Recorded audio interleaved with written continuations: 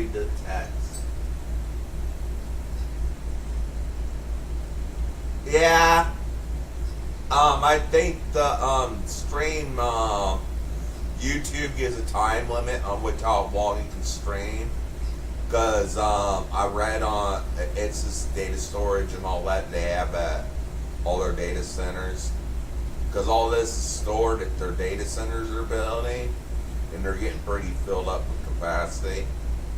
That video resolution is getting better, and video takes up more space as we're getting better video storage. I mean, video quality, it takes up more memory on the hard drives. You know, back like in the late 2000s, single YouTube video would be 2.8 megabytes. Now you have streaming, people can make long videos, that's a lot more. Plus we have the other stuff that's in the data centers. And that's why I'm all for building them. In fact, we may have a data center, built in our town. It's well worth it's going to be turned out the old reservoir. I'm all for it because if we're going to live our comfortable lives, if we're going to live a comfortable life and have our technology, and most people don't go out camping anymore and stuff. Most people are left their devices. Now, if they don't want the data centers and the reservoirs, they're going to give up their devices. But then we'll be stuck at a certain point in technology. We'll be stuck.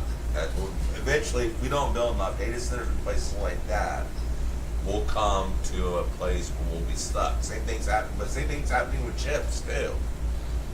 It's something with like them happening where you may have to rent your graphics card and stream your data to a graphics card you rent from Nvidia or something because the chips are getting harder to make. I saw a video on that the other day. Because there's a lot of demand for the chips and that go on the hard drives and storage units on your computer. That's why I wanted to mine meteorites in the moon. Or mine meteorites once passing by within 100,000 miles. We can send unmanned vehicles up there to mine meteorites, those precious metals. Why are we looking here on Earth when a lot of those meteorites or asteroids are passing a safe distance from Earth? We can keep a bunch of things on for 3 months and drain a bunch of natural, rare earth resources from them. Didn't take off once they're a certain distance and have them sent back to Earth. That's my dream for mining on it. Rare earth minerals, get them off asteroids aren't passing by.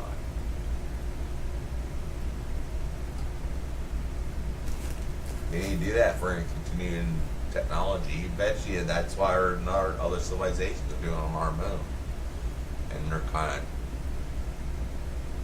teasing towards letting us know, like the bright lights on the other side of the moon they show, and they're kind of showing time saying, yeah, when that place from Elon Musk went around the moon, they were kind of leading the news broadcasts. Those were people from extraterrestrial civilizations mining down there. Remember that on the news, but they really didn't come out and say it, but they kind of hinted it, that those lights down there were extraterrestrial buildings for mining. But they kind of said it and they didn't, you know what I mean?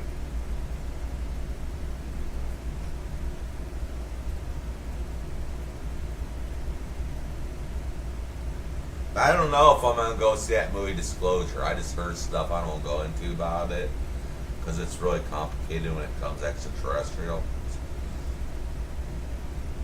And you gotta know your species too. Some are demonic and some are actually from other planets. So you gotta be really careful if you approach an extraterrestrial. Some are demons and some are actually extraterrestrials from other planets.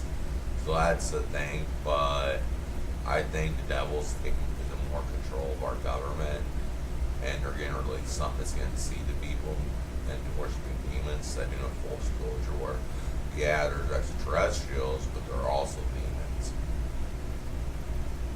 Hey, Pujin.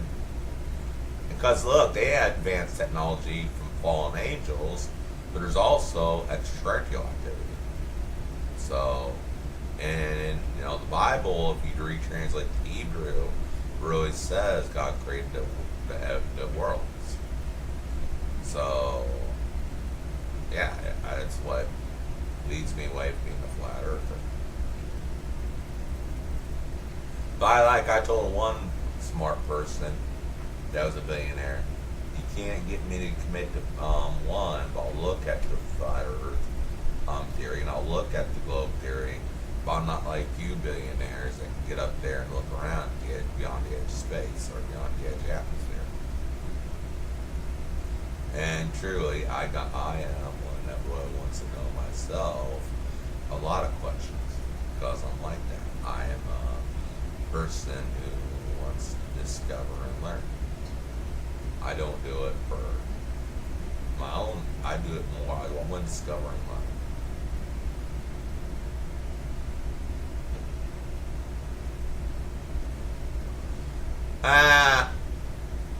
I won't go in that, but if you hear the word of, if you hear the, hey,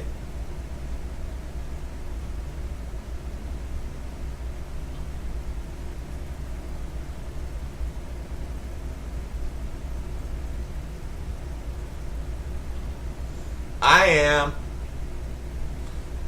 It's complicated what the Catholic churches are here in this town, because they're busy, and the one lead priest here in town, I'm not going to talk bad about a priest, but let's say he's not as humble as the guy that baptized me, or Father, what was his name that left about 2 years ago, or the other one, the Irish one, but he's he does hard. I'm not going to talk about it.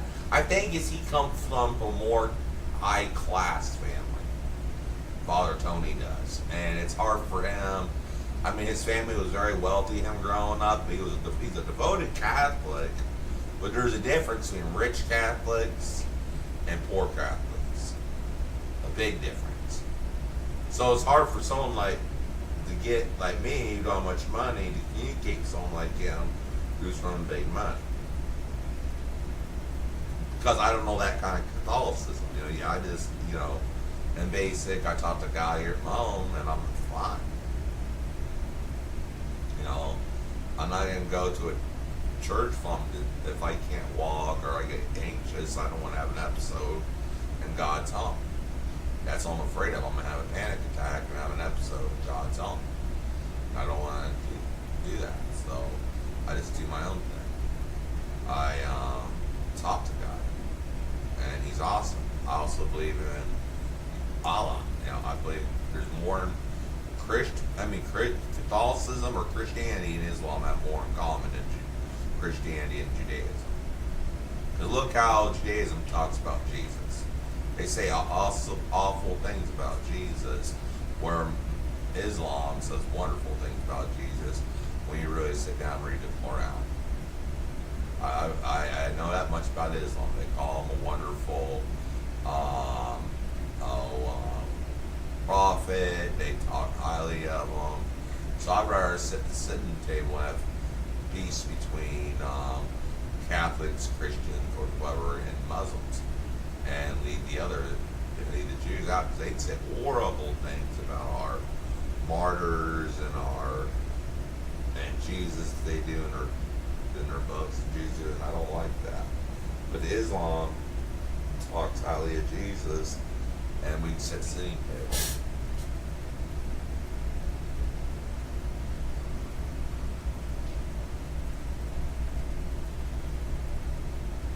Yeah, I'll get back to it. It's just I've been feeling well.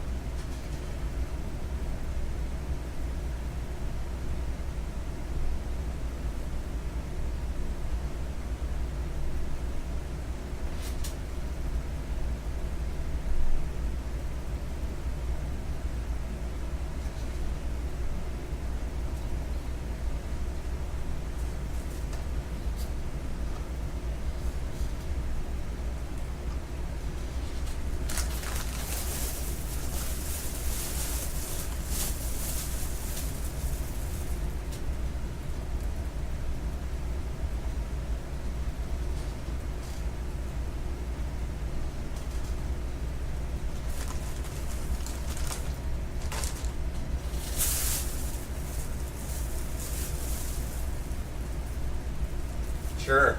I'll turn on this light.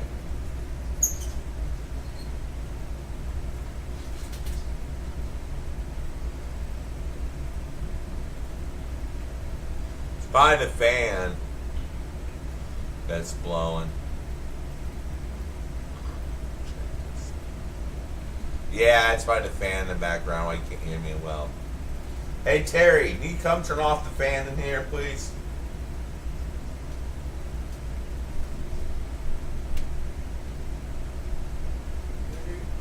The fan, that black fan turned off.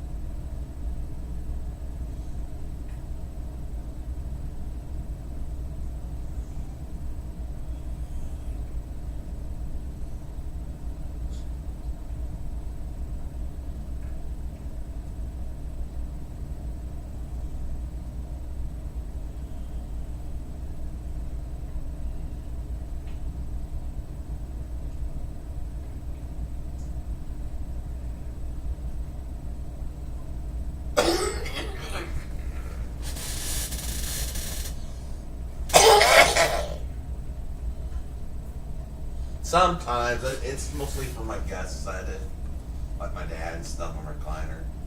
Sometimes I'll set in it. I can't stay. It's totally set up for a while.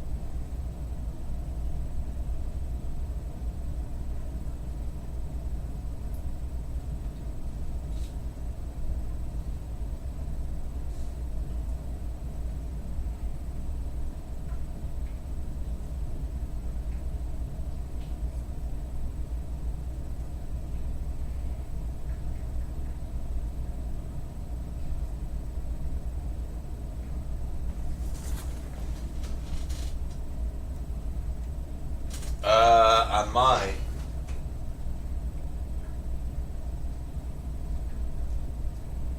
I'm waiting on a phone call for one appointment. And two of them, really. Get my teeth pulled, I gotta wait to hear back from an appointment, then I gotta go get a physical. It's 30 days. No less, no more, 30 days before the surgery. If they might pull my teeth, then I'm like, you're not gonna be able to understand me for a while if I used to have no teeth. And my gums heal. And had Dr. Barry give me some good painkiller and stuff, because I can bear pain, but yeah, I mean, when it comes to surgery, yeah, but I don't want to get addicted either. That's the problem. I may put some type of styrofoam around my teeth or a special protector like a fake set of dentures I get from Timu and smoke my hemp for pain. Because I don't want to get addicted to those. Even though they're for times like this, those opiate meds are sure as addicting. And I'm having an addicted nature, and that's why I have an addicted nature. And I'm afraid I'll get overly addicted to. You know, it's kind of like, because the doctor said they only have 3 to 5 years left, and the honesty is, I want them removed before my dad's still able to take me and be supportive, because there's reasons for it. Well, my dad still can drive, or my dad can still be here, and he's aging, and 3 to 5 years, I think, his health would be declined.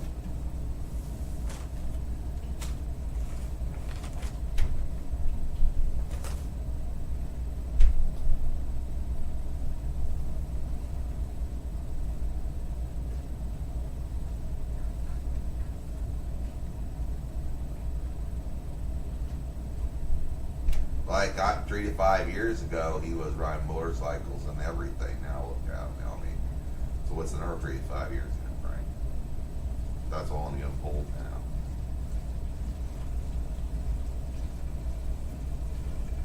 That's the honest truth.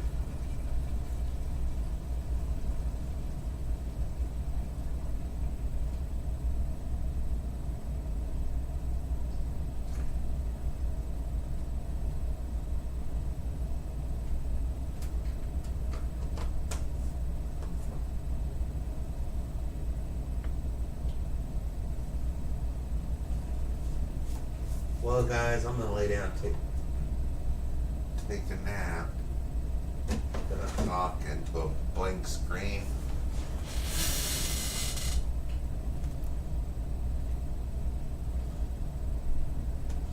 I've been up walking around sun best I can to get my muscles built up, but I'm careful. I don't want to fall.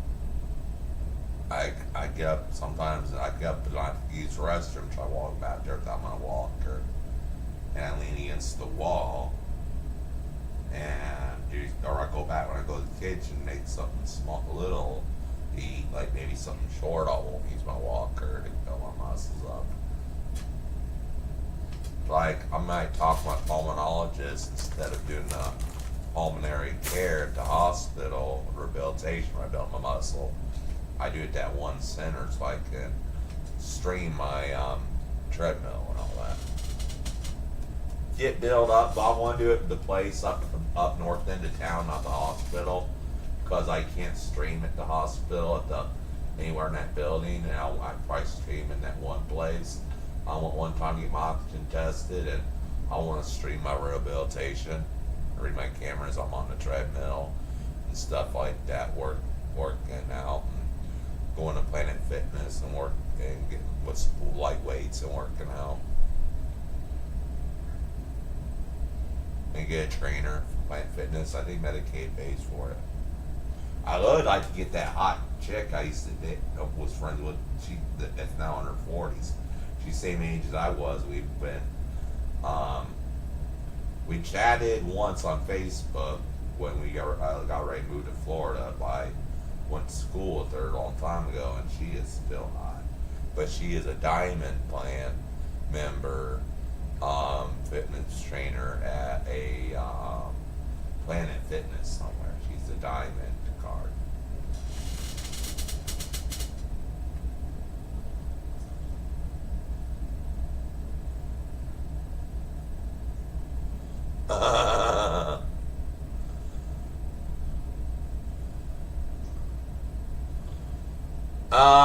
Not yet. I had other priorities coming up, no suits. And this is bull control, I heard. Well, if a good bull in his 20s approaches me, we may have to have a chat about going back to the shower room into one of the stalls. A cute blonde hair, blue eyes, about 190 pounds of muscle, trend, a happy trail. Yeah, I think we may have to have a talk about going to the men's room.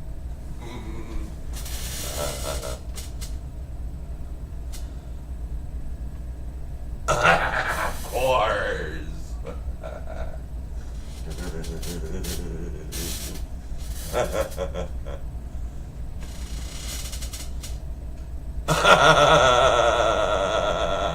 Oh, I'd be in heaven.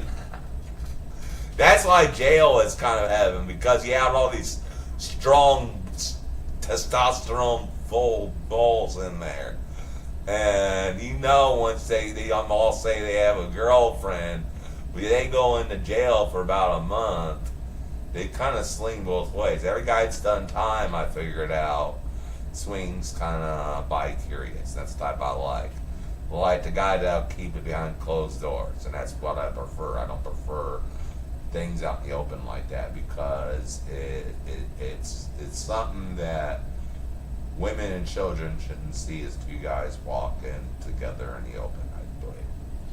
I believe that's for behind closed doors, and there's a lot of sensitive people to that, like religious people, and I don't want to cause controversy. You know, I'm very sensitive about appearances and how you present yourself to the community. So I wouldn't, if I dated another guy, I wouldn't have it out in the open.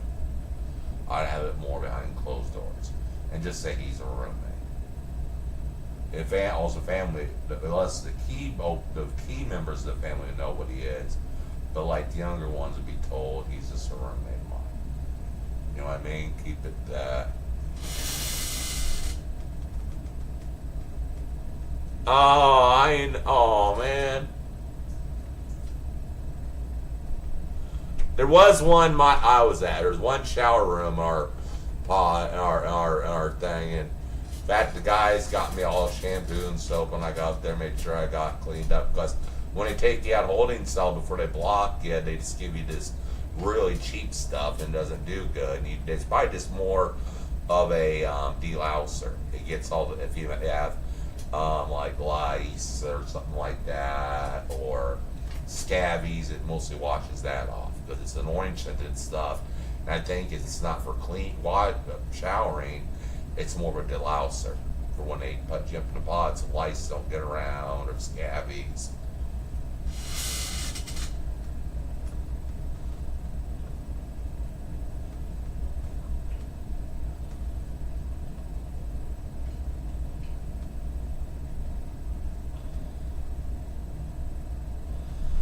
Well,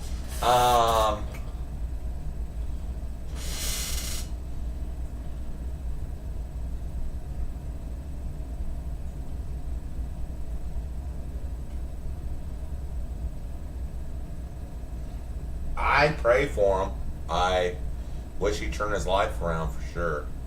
I don't hate him, because it's the drugs doing it to him.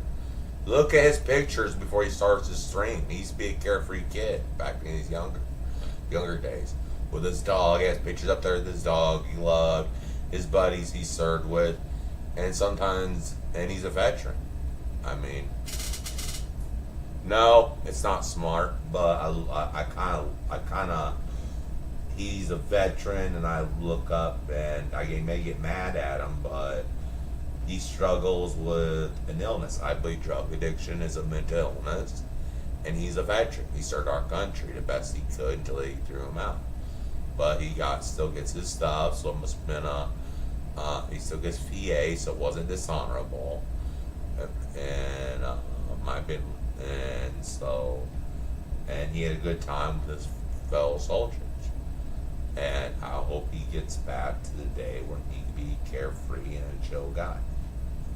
And that's what I got my thought on it is, when he was chilling with his dog, and we may see a miracle in his life. Who knows? I mean, he may have that close encounter with Christ, or God, whatever, or whatever.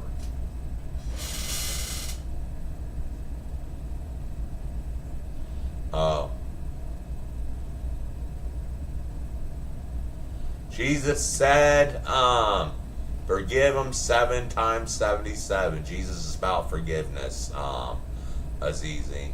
And Jesus said, if you don't forgive other people, he won't forgive me.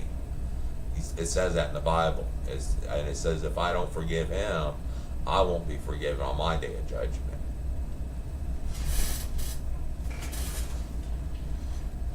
For my sins and my misdeeds towards others. So if I don't forgive Scuff, Christ won't forgive me for my sins.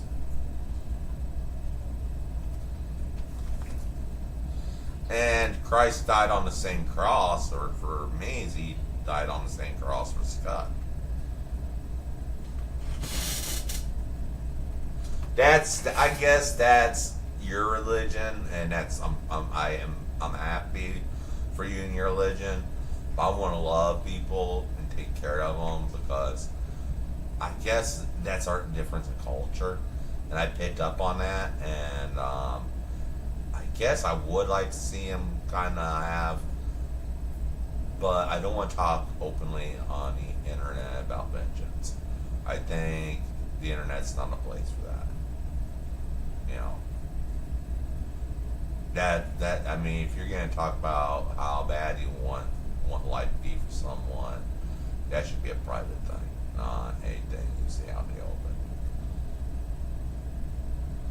Or just stick it to your mind and forget about it, because because people know it's not nice. It's just not nice to talk bad. When he was talking bad about me, it wasn't nice, and wouldn't be nice for me to talk bad about him. It goes both ways. What he did to me,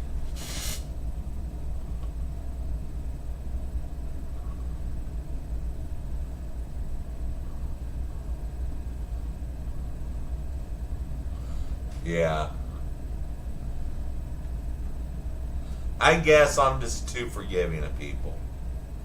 But it comes from a nature of it.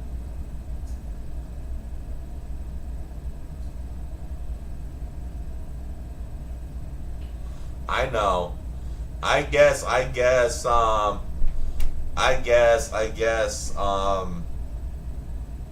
lost. I love Hinduism. It's a good religion. But then I have this Catholicism, right? So I kind of have Eastern philosophy in me, but then I have this Catholicism that's really strong. See, now I'm kind of confused how to deal with this, and I don't want to talk about it because I'm confused.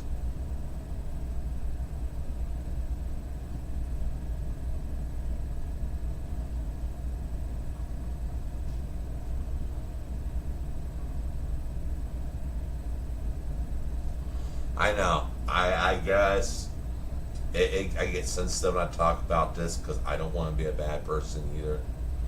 And I let other people handle it because I may get upset sometimes, but let's say I just I don't. I have a hard time to wish for bad on other people deep in my heart, or seeing people have a bad time is heavy on me. You know what I mean? I can't laugh or smile while other people are suffering. And I guess that's for reading myself about the life of Christ. And but it gets in the way to my own advancement. And that's the way I was taught about business. Yeah, you may succeed by stepping on the heads of others, but my dad and my grandpa, my grandpa who's passed away, taught me about compassion. And the way he led business was he set an example in the community of compassion. And Scuffed, look at him. Look what happened to him. He showed no compassion. So that's what I'll say. Well, I show compassion. I may have better success one day. It'd be slower for me, but I'll gradually get there. Him, he had instant success. He probably sold his soul to the devil. I think he's a demon and Scuffed. Because I believe when you sign a contract with Eddie, you have to sign. I got bad vibes from Eddie. Like he was a djinn or something. And when you sign a deal, you have to sign your life, your soul away. So you notice how everyone that signed a deal with Eddie went crazy. How Scuff was a really nice guy. Then once he signed that deal, or the guy who used to bust predators, once he signed the contract, he was really cool doing his job. Then he ended up in the Philippines doing really bad things to people. Same with the other streamers. They're really good. And even the two twins, the Island Boys admitted they sold their soul to the devil. All of them. And you see that blackness in their eyes, like nothing's there. And they all signed contract with Eddie. And they notice how mean Eddie got. Eddie's second command, how that bad they treat me. The admin on Kick got me when I turned down that Kick deal for gambling because I said it's a form of degeneracy, and I'm not going to lead my audience into degeneracy and something that's going to cause them their wealth, because that's a form of degeneracy. So how many times I started getting kicked off there than banned because I pissed them off once they found out I was a Christian and wouldn't be a candidate to sell my soul to the devil. I tell them where to go before I sell my soul to the devil. And that's why I didn't get a Kick deal, because they knew I belonged to Jesus Christ, not the devil. And they knew I wouldn't go in on that. Yeah. But I think they all signed their soul to the devil when they signed a deal with Kick. There's no way you're going to get $1 billion without signing your way to the devil, if you know how things work and media or anything. You're not going to live a fabulous life, go from poor to a fabulous life in some type of industry, in most industries, without signing your soul away. And that's all going to about it. But if I'm just this poor, I'm the type that respects Islam. Oliver Tree sounds familiar. He's the emo guy that died. Yeah, he's the emo that died. That's linked out with Johnny Gilbert. They're all talking about it. I believe he signed his soul to the devil, and when his time was up, he died. That's why I thought about that. His time was up. He was getting older, and his time was up. Because normally those contracts have a deadline when the devil comes against your soul. Same thing happened to Johnny Gilbert. Same thing happened to that other guy. When they reach a certain age, the devil's in. But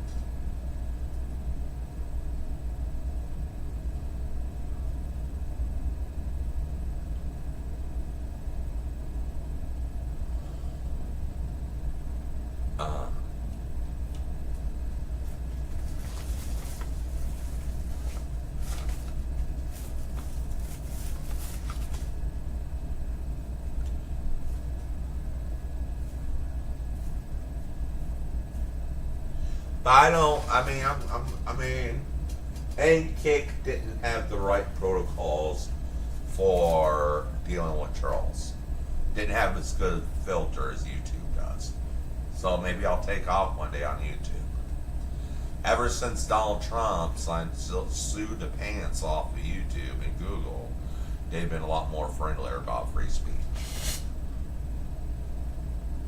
Oh, General Starkey, he's doing good. Me and him are just sitting here talking about comms and stuff. Well, I'm gonna lay down and relax, smoke a cigarette real quick.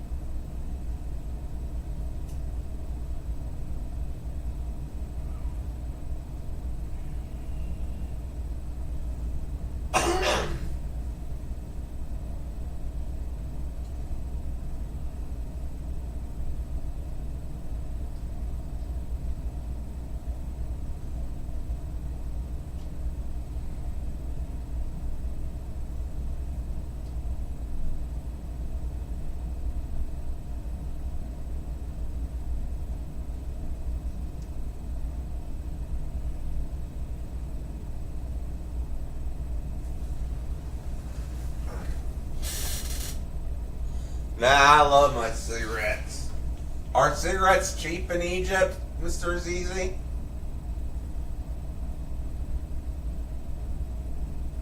Compared to Dubai? I know they're cheap in Dubai compared to here. Marlboros are like $13 at their sales tax here now. Last year, over a year ago, they raised them by $2 a pack here in this Indiana. So now they're like 12 something before tax. And after tax, are slightly over 13 at their sales tax.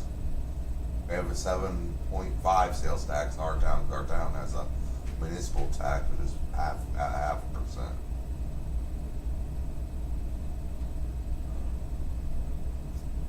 The municipal tax down in the county I lived in, Florida, was like, well, the sales tax floor was 6%, but the county tax was like 2.5% sales tax. We did 8.5%. But of course, as an all deep blue county, you had everything going on there that wouldn't fit in a typical Floridian lifestyle, and all the people that would be, yeah, like we had one sheriff jail a minister during COVID for having a service, but that same day he let a murderer out, and that murderer ended up going out and murdering the only witness and got off on the crime. We only got charged with murdering the witness. Wow. And I think, but the judge who was Democrat was not lenient, thank God. Like, I'd hear her on the news giving the death penalty and life imprisonment every day. Some murderer would get death penalty or life imprisonment. And that county, because that Democrat judge was one of the few Democrats that didn't fool around with murderers and people like that. And they had the same old bailiff just staring down at the guy ready to take him off the Florida Department of Corrections. He was giving that glare on that really bad when they were being handed for really bad people when they were being handed down. And he was intimidating too, that bailiff was. Just gray hair and old man was strong and intimidating in case they tried to pull something. And he was towering over him about 6'7", big, muscular, and he's in his late 60s and getting ready to haul off to the dot line and be in prison.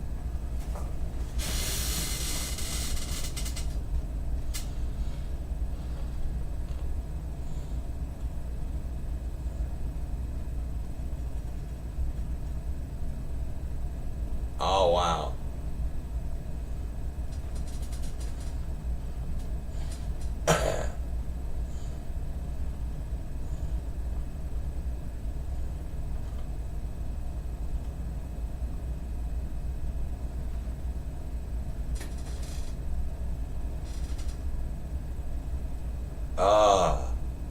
I mean, those are good. But don't stick out as a gay man there. You know what they would do to you? It wouldn't be pretty in Egypt. So kind of look at what you do and don't go searching for a gentleman for the night. Yeah, don't go out looking for a gentleman for company for the night in Egypt. You know what, they really frown upon that.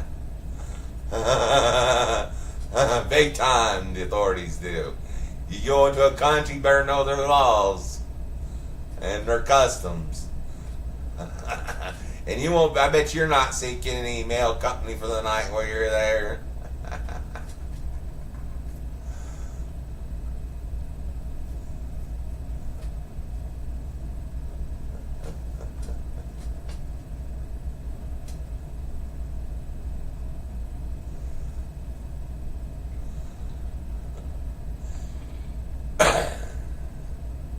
Just behave yourself, and maybe once everything calms down in Dubai and the Iranians are totally out of commission and they can't send any more drones to Dubai, you can return.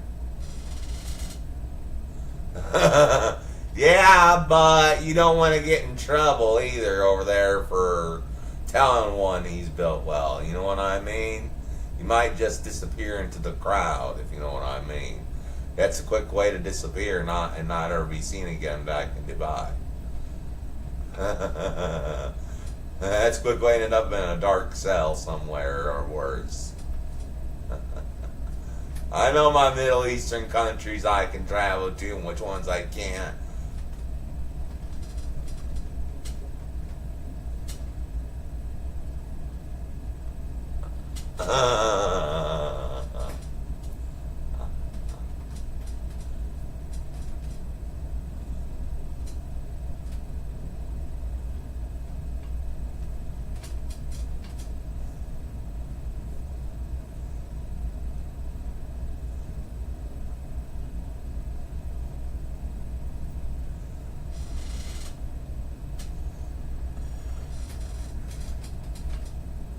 But the Middle East also has something that we have too much. Don't have something that we have too much of. It's called feminism, and that's why a lot of horrible customs haven't taken place there, like have in the United States, like some type, like the woman be able to tell men what to do, or women bossing around men, making their lives miserable. We lost a lot of freedoms when we let feminism just take over. In fact, I think some Middle Eastern countries are freer in the United States because then they didn't let the feminism take over. And that's probably why it's still smoke in most buildings in the Middle East and all that. Because most of the progressives are feminine or grew up with a single mom.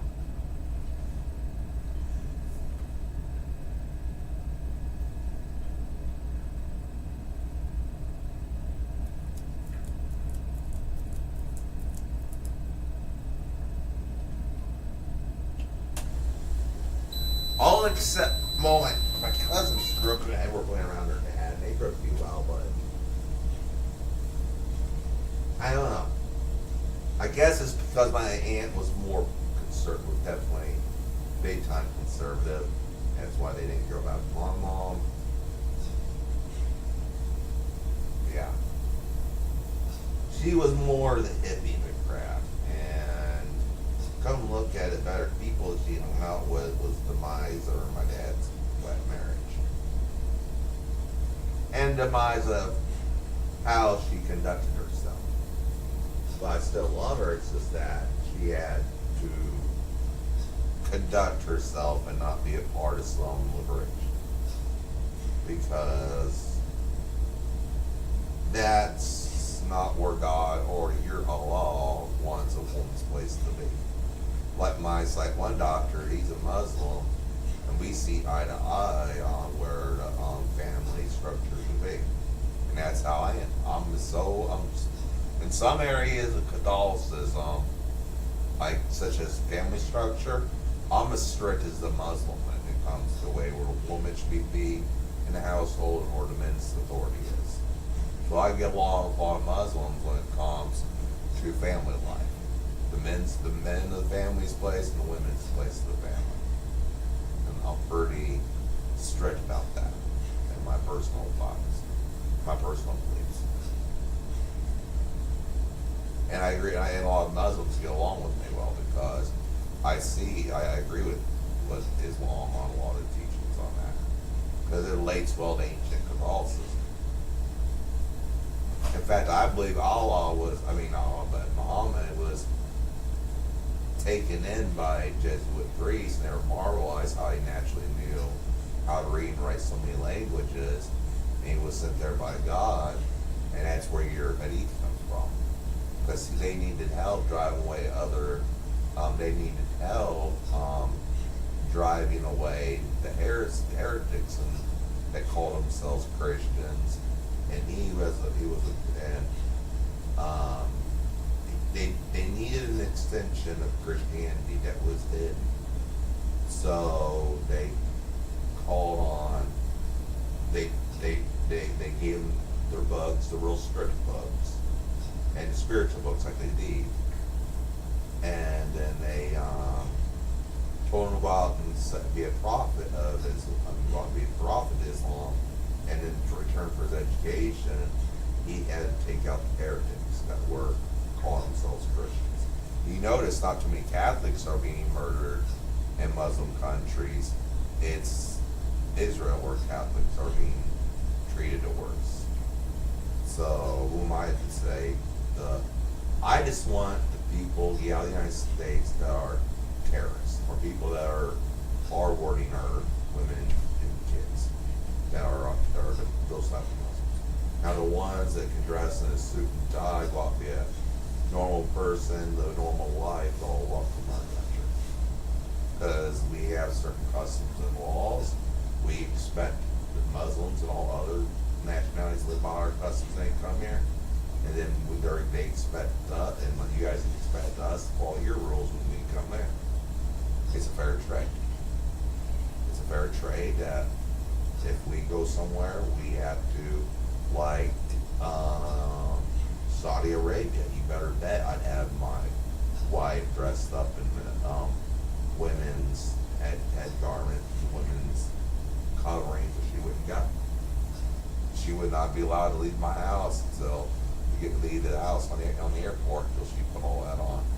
Because I'm not going to have her get the whole family in trouble standing there and talking her feminist bullshit to the Saudi Arabians to see how much trouble that would get us in. That gets us in deep trouble.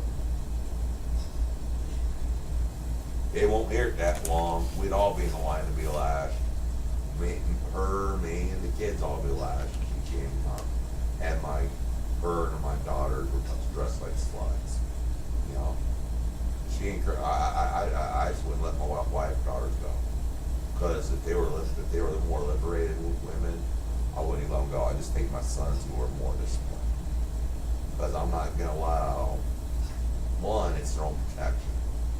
Because I'm not going to allow them to end up in Saudi, if I do a Saudi Arabia business, I would teach my son to take over the family business. And if the women, if I had a family, couldn't teach on, you go to another country, you obey the laws and customs, they wouldn't travel with me. But my son, who I eventually would have passed my business on to, would have been taught from a young age to travel overseas and respect the customs and memorize the customs and laws of the countries he will all the countries he travels to, and learn the languages decently. Then that would make the next generation even bigger, and that's how you build families that are empires.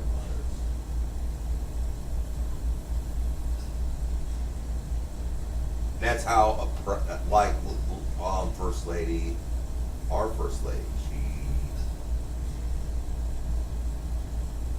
has class. I mean, she have a dress a little bit revealing when she lives in the Middle East, but it's classy. It's not like ghetto. It's classy.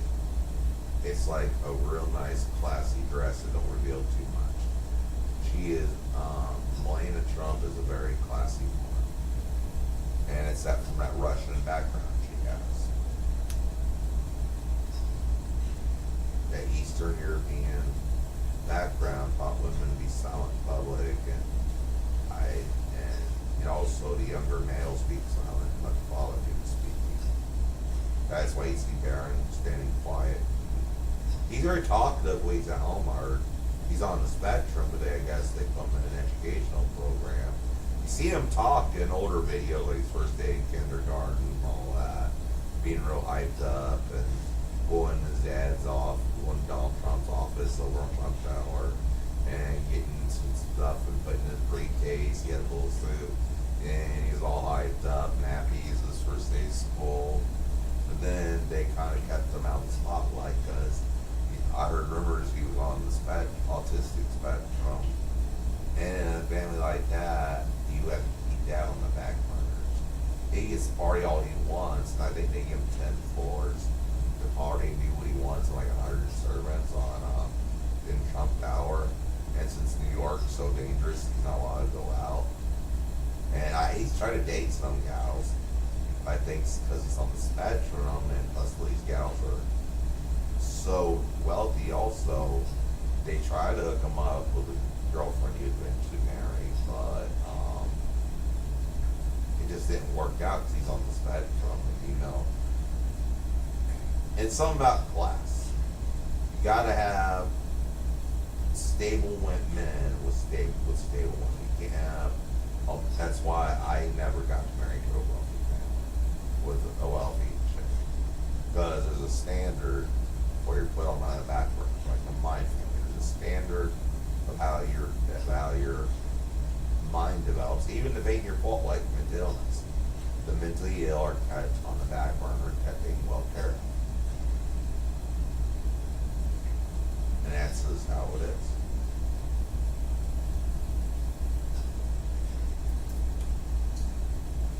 And the same, like when Rothschilds, they'll allow mentally people that were musicians that are mentally ill come live their home in a special room and play in their back garden, and with their wives after living in her own residence back at the home that musicians bought.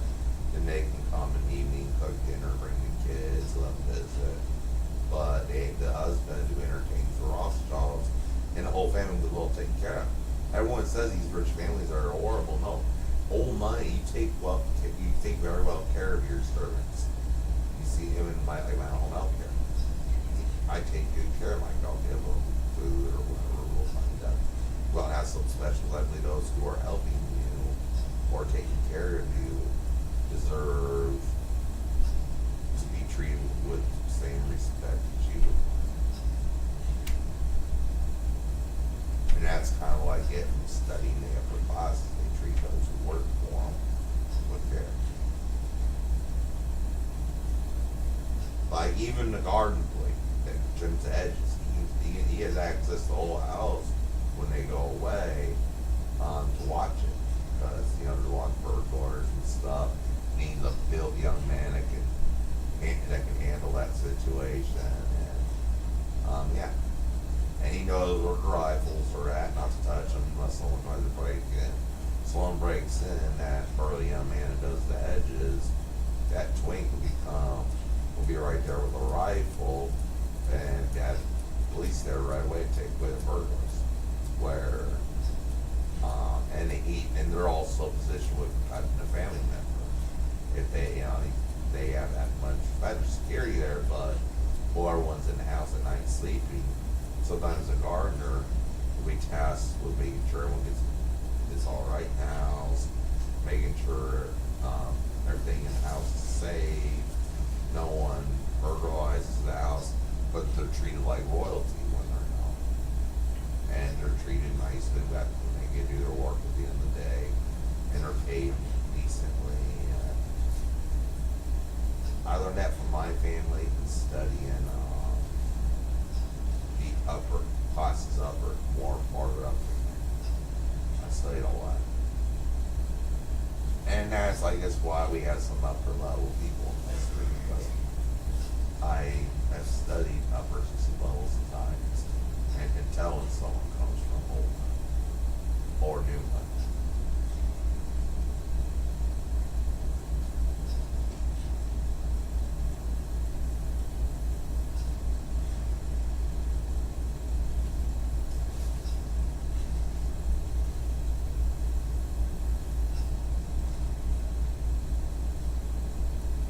And I just think with people, there's a lot of misconceptions in the world, because people, I mean, I think for your whole life is just freaking take basic consumer. I'm not trying to lie, as I want to write it down rest, but you need to take consumer economics and be a wage,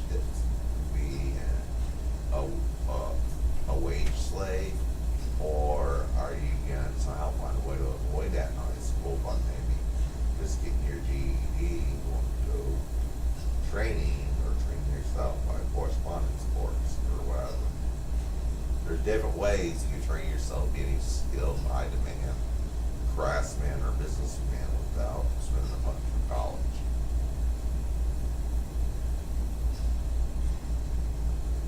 Because at the end of the day, a degree's nothing. It's kind of like you thought with your skin, because a degree these days has become worthless. Called a DEI, but people in because they're a certain color of skin or lowering the standards. So I wouldn't find, I'd argue that having a diploma in something ain't as good as actually being good at something.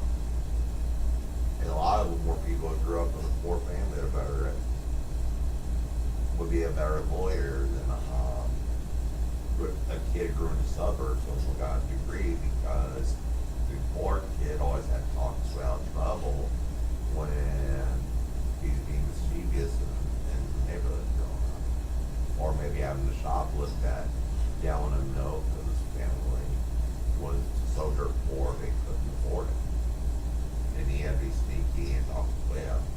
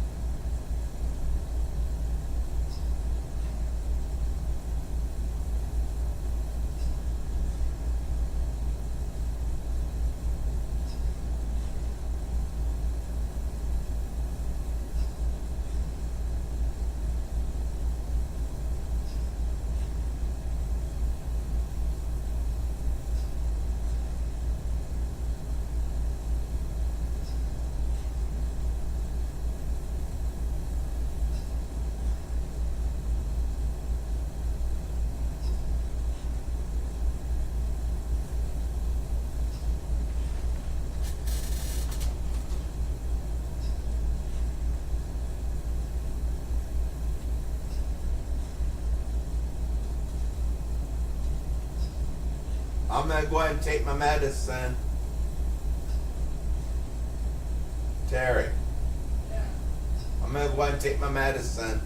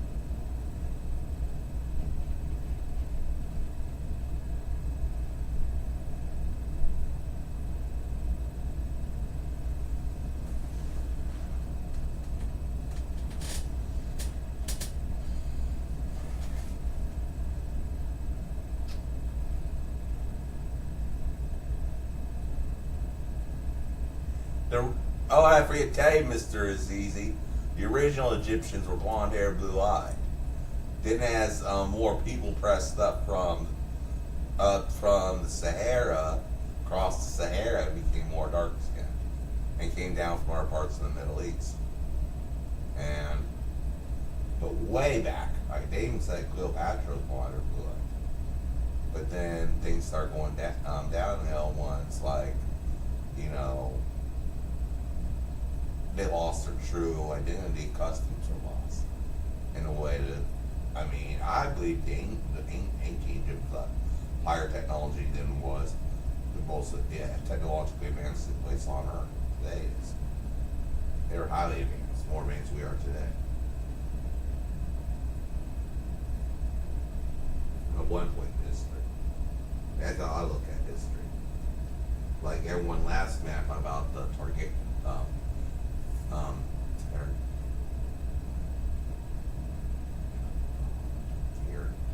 Targaryen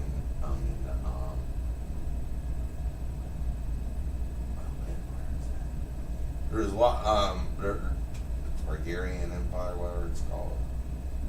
I forget what it's called, but yeah. Tartarian Empire. Yeah, I was raised in the books, but it's on an old early 1900s encyclopedia. You see the maps of the world, and there's like or pictures, and on each slip is countries, and it says Tartarians.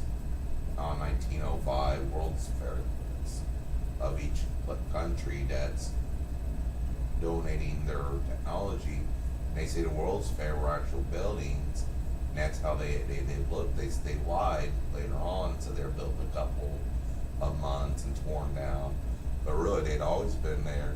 And the World's Fairs were right after the last dying off, the humans, and then they gradually could photograph it in our history books where they were built in World's Fairs, and they could say it narrative. I guess a lot's behind that. Even God may be behind that. Maybe the elites are working with God so we don't get so advanced that we get in trouble or something. I think maybe us humans aren't ready for being so high in technology where we can travel to stars. Look how aggressive we are to each other, getting out there in the cosmos and being this aggressive. We were never meant for space travel beyond our solar system because of our aggressiveness. It'd be great for defensiveness, but we don't know what lies out there.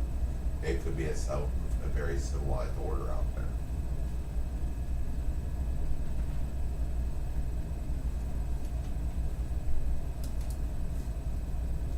And technically, I think this solar system's the ghetto of this part of the Milky Way.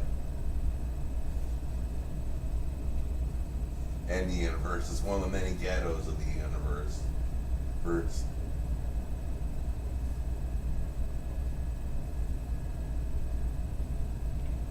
And there's like other ghettos, like outposts, like you see on Star Wars or Star Trek, that were warlike outposts.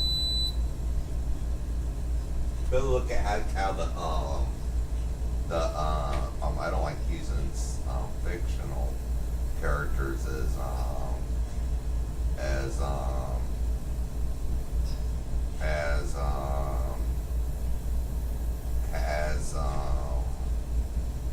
examples, but look how the Borg and Klingons were portrayed in the Star Trek movies. I think that shows more how humans are compared to other species. I think the humans they had in those movies were way too calm for even that far into the future. I don't. It's going to take more time to calm humans down before we're understanding. Because we can't understand each other's cultures. What about going out in space and meeting numerous billions of our cultures?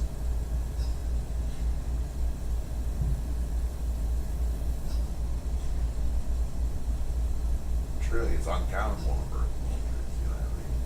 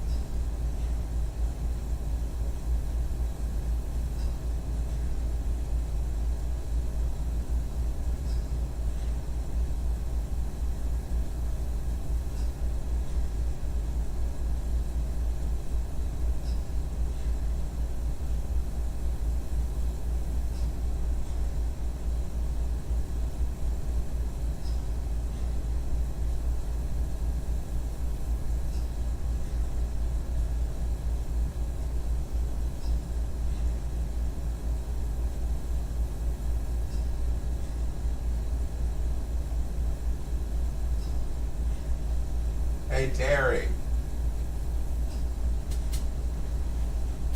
Terry. Yeah. Oh, let's see if you're still here. I'm gonna see what time it is. Oh, it's about what time is it? 12:33. Yeah, okay. So what's your plan today when you get home? Always a doctor. You gotta take good care of them. I'm glad you do. You're a good father. Making sure they're tip-top health.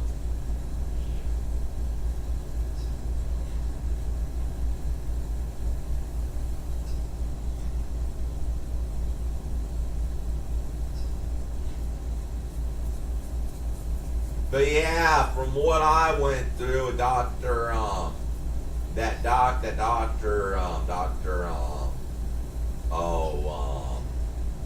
Hogan Dobler. I'm not here to tell you the parent, but I'd get a second opinion on some things. Because he put me on a bunch at Ritalin like candy, and a lot of people that made meth said that Ritalin has the same has the same exact chemical makeup as meth. And he was putting me on a hellish thought of it. So maybe, and with Medicaid, you can get a second opinion. From what I've been through, I'm just advising, because I look out for people. And I think he may be more bought out by corporate pharmaceutical companies. Because back in the early 90s, late 80s, early 90s, he was passing off that Ritalin like candy. And we've seen all the evidence what Ritalin did to kids. A lot of them became meth heads and everything after being on Ritalin. And he may have known that and covered that up to get money from the pharmaceutical companies. And he has a nice ass house and everything doing that. And once you get money in your head, you don't care if they're adults or kids. You're passing out prescriptions to, or doing experimental prescriptions for pharmaceutical companies. I've seen it too much with doctors.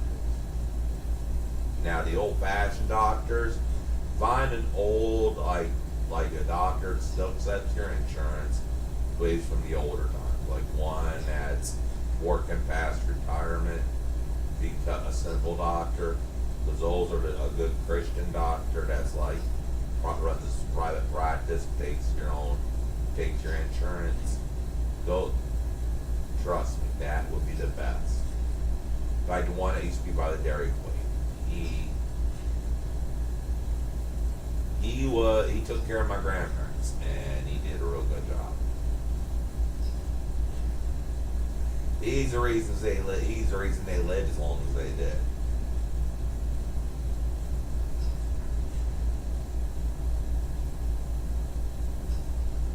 And I wish he was still around, because I'd go back to him for a second opinion on a lot of stuff. And get on his herbal remedies or stuff, like my grandparents said. He didn't fuss at me much about smoking. He just said it once or twice, and that was it. Or he just gave up once I said no twice. I mean, he wasn't bothering me about it. He just treated me like, he treated me for my conditions. Problem was, he didn't quite keep records too well. He was there more to treat the condition you were having at that certain time. And I need good record keeping with my chronic condition. But he's the one that got me signed up for home health care and stuff. But I needed a place where they keep really good records. So I wish he was still around. I'd always go to him for a second opinion, or get on his vitamin program. Come in.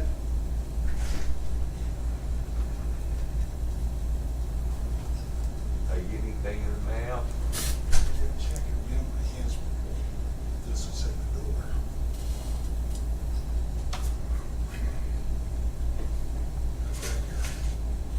Bear aspirin. Where do you want me to put this in? And medicine room. It's this one.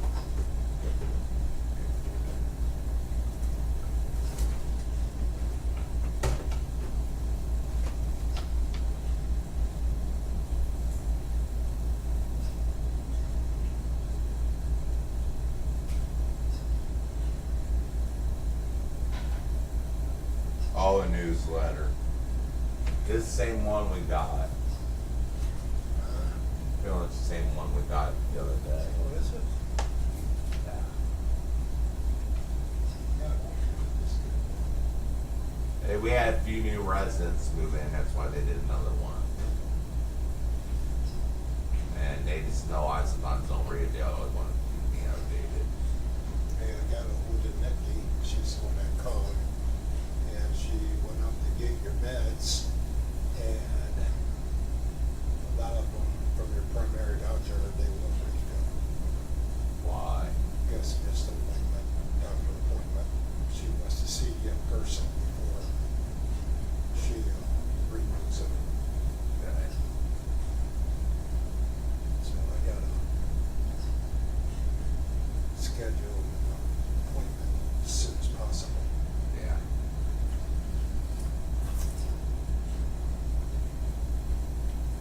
Due to insurance issues, I guess, insurance won't pay for your meds if you don't have it in person.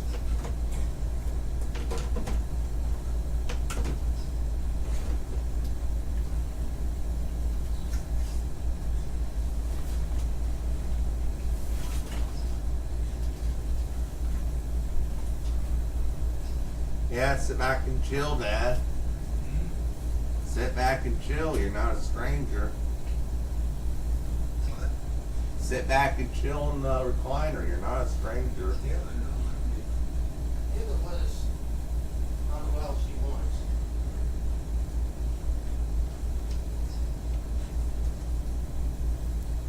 He wants that one to, yeah, one more cup.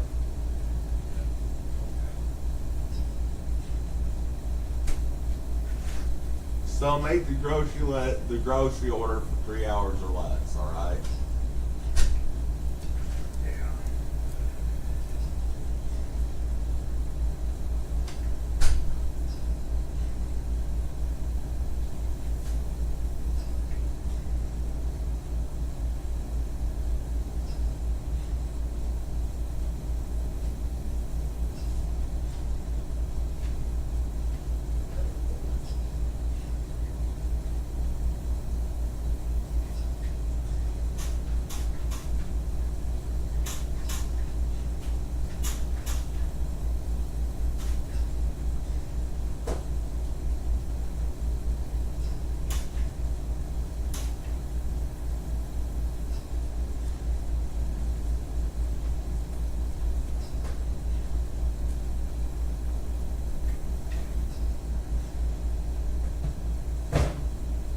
Yeah, my kids go every 3 months at doctors.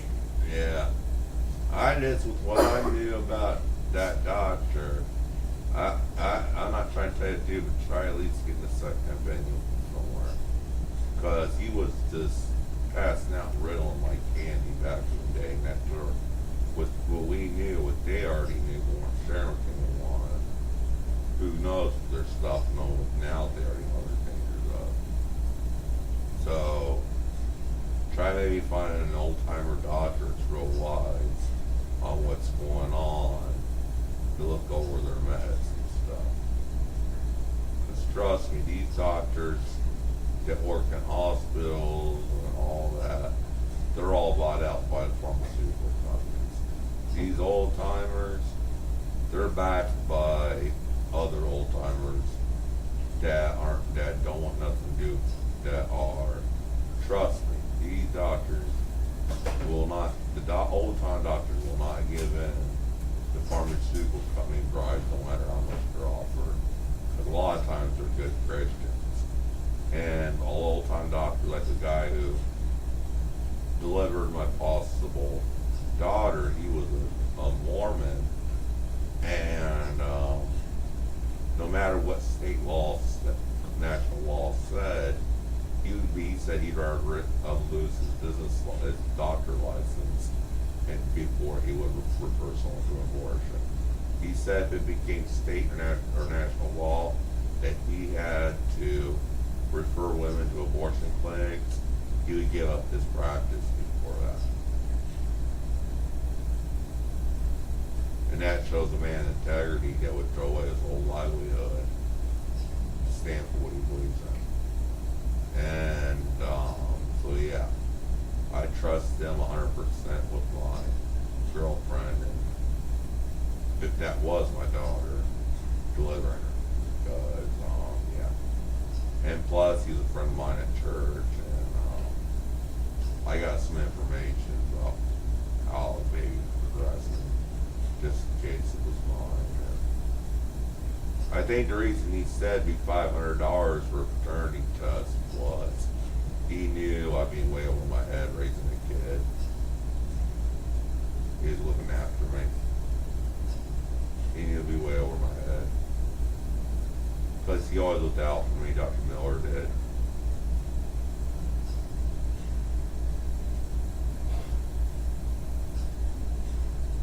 And he knew the mother being kind of not marriage material, you know what I mean?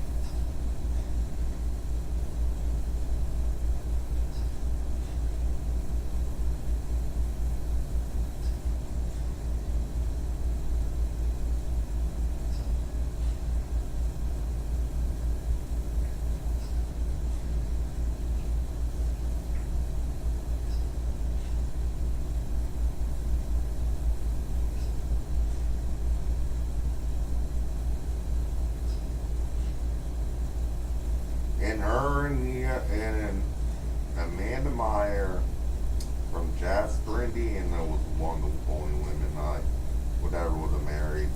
And Rebecca Curry. You know Rebecca Curry from here in Huntington? Terry. Terry, do you remember back in the day? Rebecca Curry, she was kind of a partier. Do you remember her? A little, yeah. Well, she was one I was considering marrying. I was considering marrying her at one point until she had all her problems.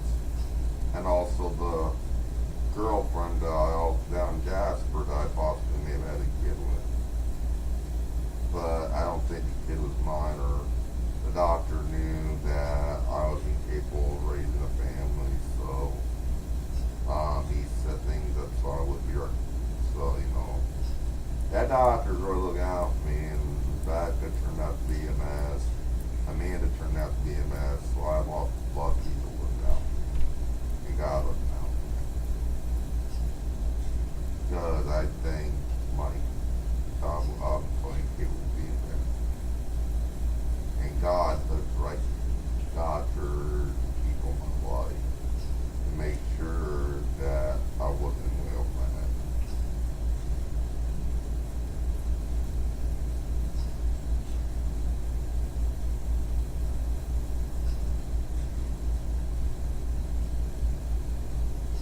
I mean, Doc Miller would come and if I didn't feel like going to the doctor and it's something simple, he'd come to my apartment and like check me out, like give me a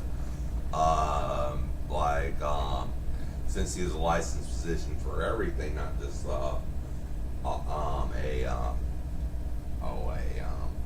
obstetrician. If I had something going on and I just didn't want to take the time to go to the doctor, he would just come over and give me a quick exam and give me an idea what's going on.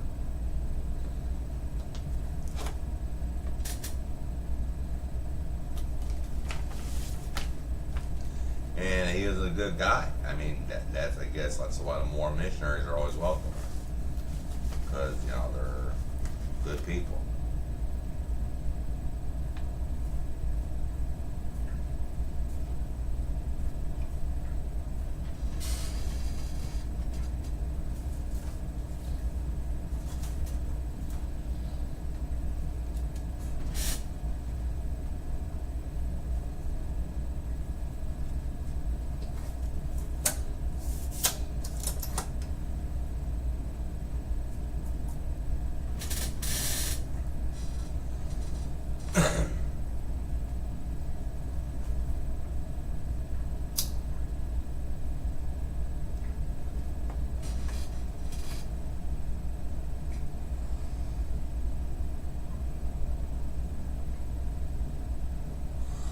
Elza, are you in here?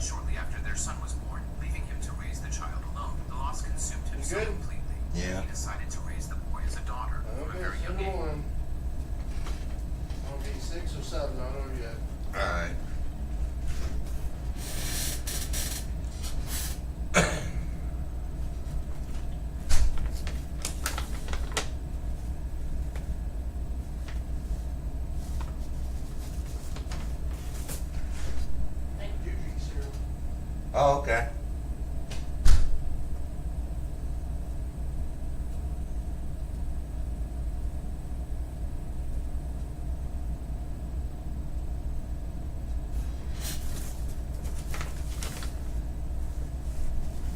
Oh, what's on the agenda today?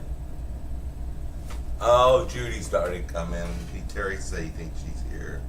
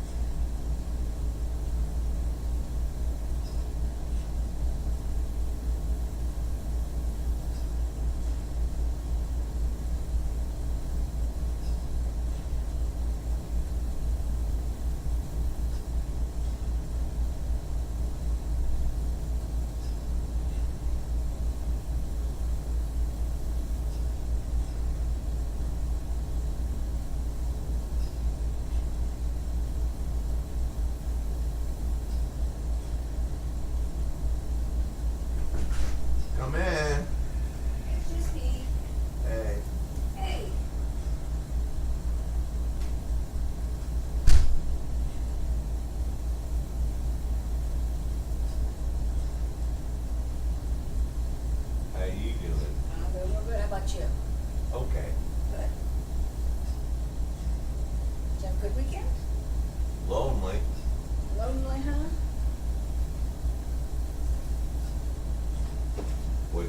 How'd your camping trip go? Real good. It rained, but we sat outside and it didn't rain hard during the day, so we were able to sit outside underneath the awning and just sat and read and talked. Beat my husband at a game of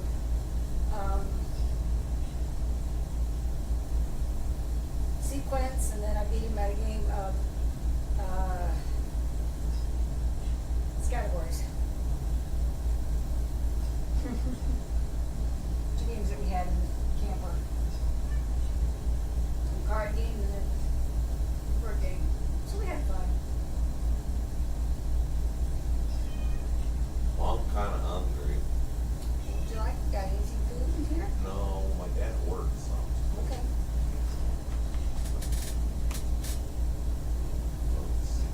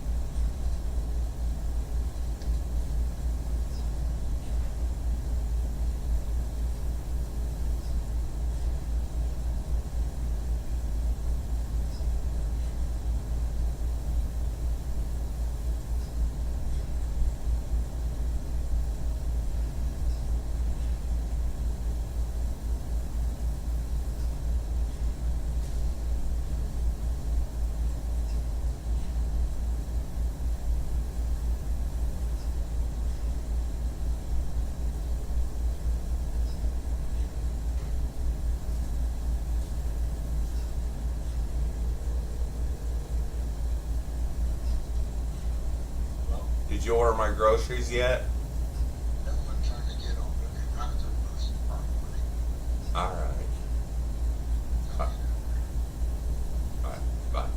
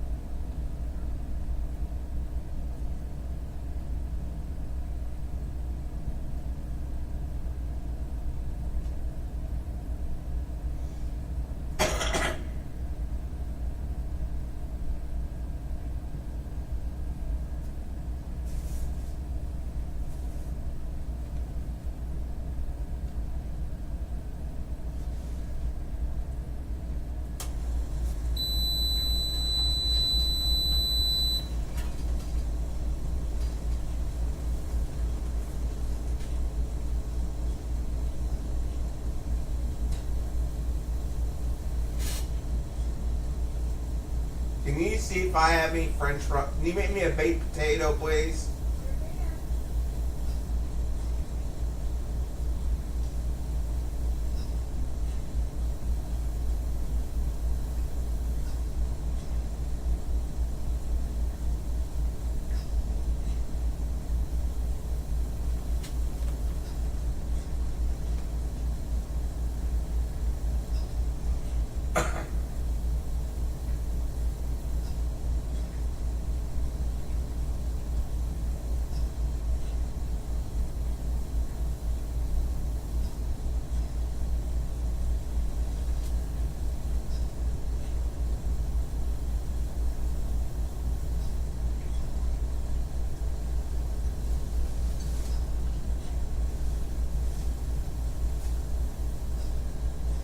Does your dad order the food? No, he's trying to get home my doctor first.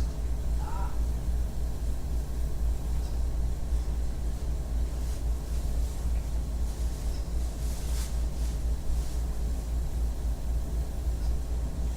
Did any of my family recognize you? What? Did any of my family recognize you? Nope, I don't think so. I thought some of them, my aunt remembered your dad when she was I little. bet they remember my dad, not me. They remember the Weitzel name when I said Weitzel. What? They remember the Weitzel name. I bet they knew my dad. Yeah.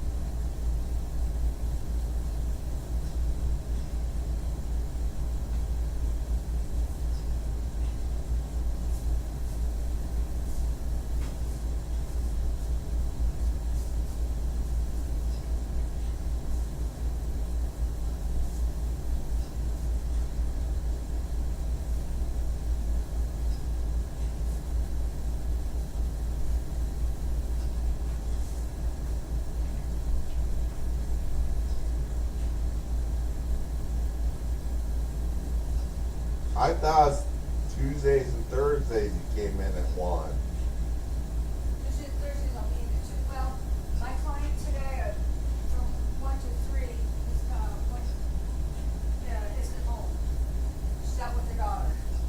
Still be here until 5. So I'll be here till 5 today. Good.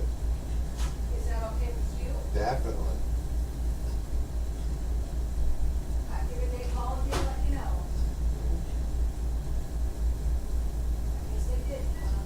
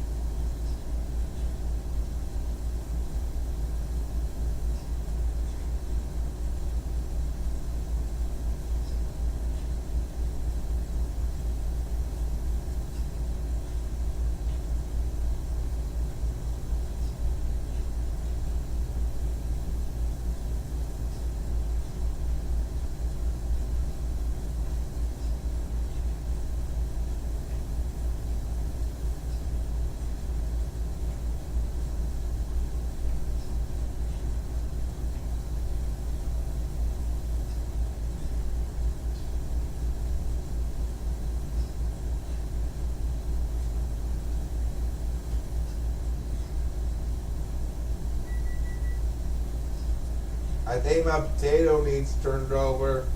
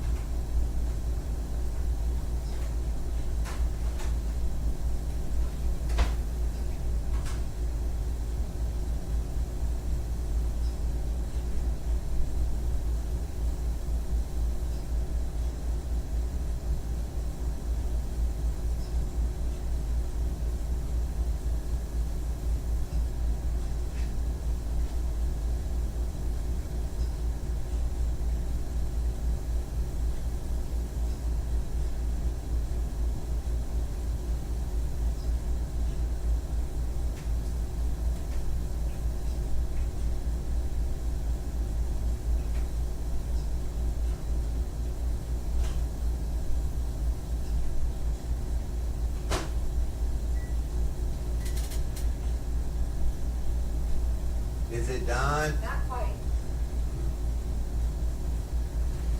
Can you turn off my air conditioner, please? I'm a little chilly. I made you 3 of them because they're small. Okay?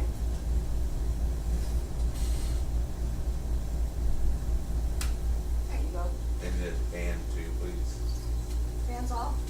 Okay. So how you doing, Oh, decent. Jackie?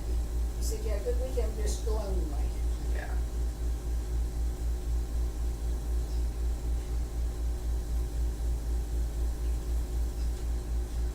So did Nikki come this weekend? Oh, you got a Subway sandwich, hun. No, that's yesterday. Mine. That in the fridge. Okay, That ain't a Subway. It's a Walmart. well, yeah. This is up. Those are good ones.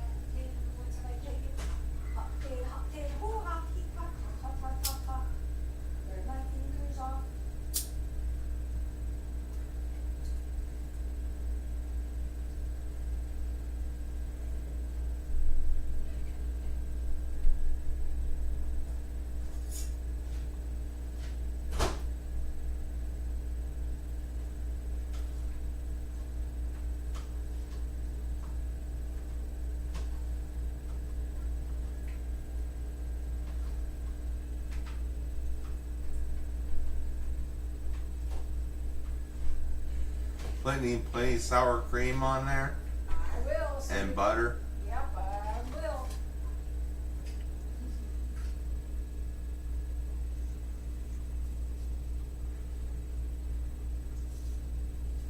You're gonna have to order more butter, okay? Okay.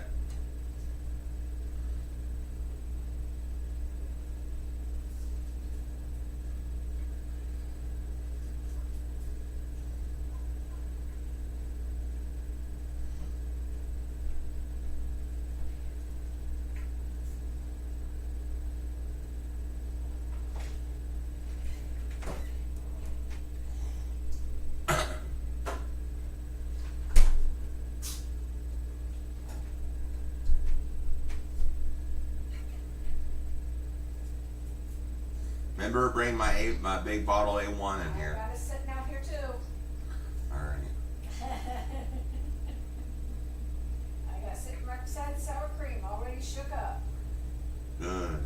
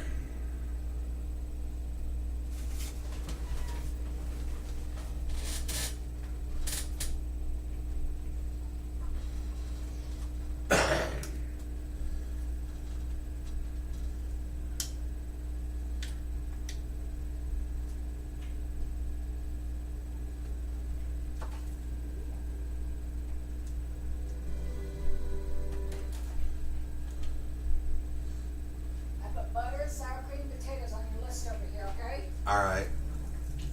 Better sure to take it to my dad. All right, I'll write it down. I put it on the board. I'll write it down, take it to him. Speaking of jokes, Andy Hans made a new video.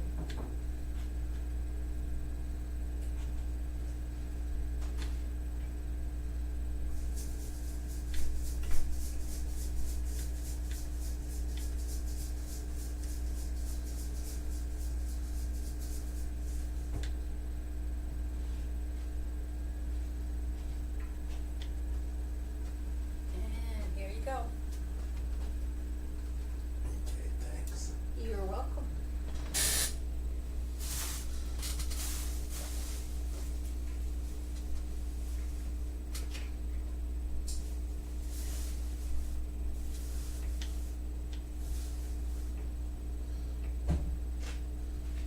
Speaking of jokes,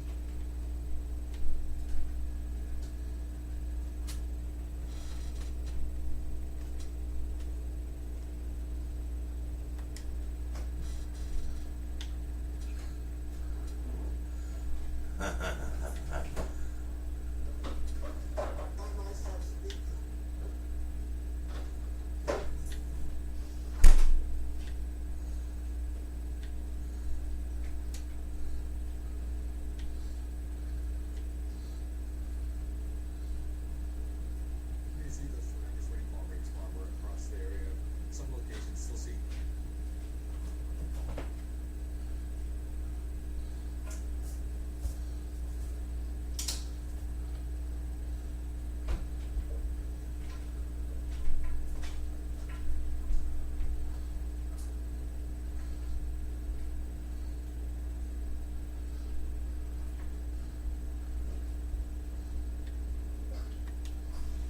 Let's not get challenged for maybe pockets, and then what happens next? I guess in the circumstance with the person who lives in the island who's never heard about Christianity. But what if he lives his life as a Christian without, because God is omnipresent, right? Like God maybe has given him the gospel in a different way than he gave it to you. What if that person is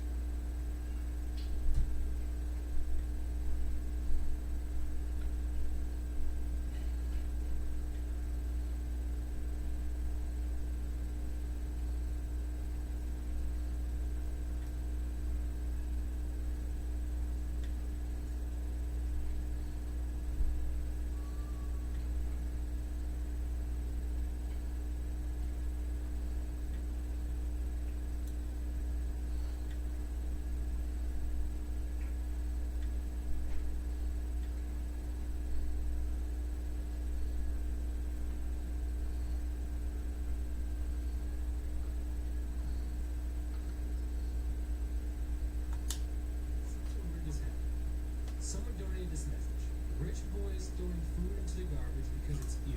While millions of people dies from hunger every year, paradox of our world, respect food as there may be a day where you won't afford a bread. Let's use some logic here. If I am doing a testing stream and the food that I don't like I'm throwing it away, isn't that providing a public service for all the people that might unknowingly go to these places and get the food there and throw it away themselves? Oh my God. So it's kind of like how Jesus died for everybody else's sin. Well, we're throwing this hamburger away so everybody else doesn't have to. You know what? And I think we should be rewarded for it financially. I think so too. Yeah,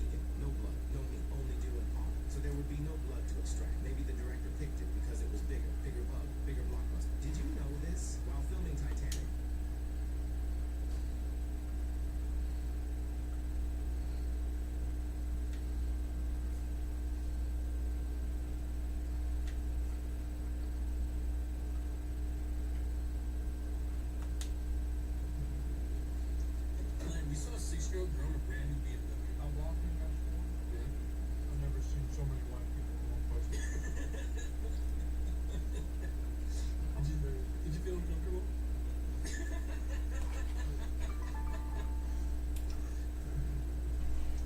Glenn, we saw a 6-year-old girl in a brand new BMW. I walked in that store. Yeah. I've never seen so many white people.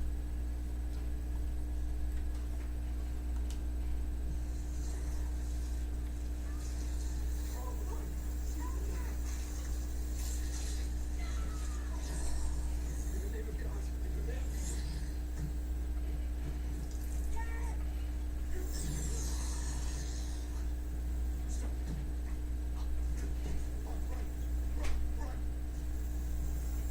Get back!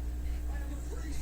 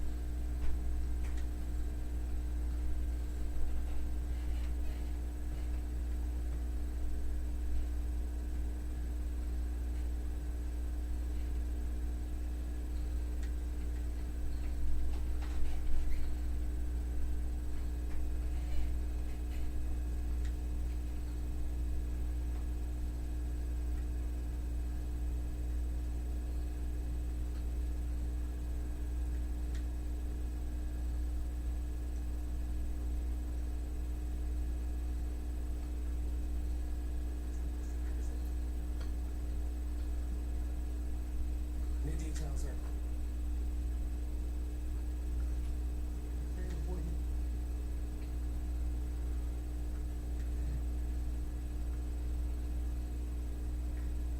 Major reversals in Washington. First, breaking news on.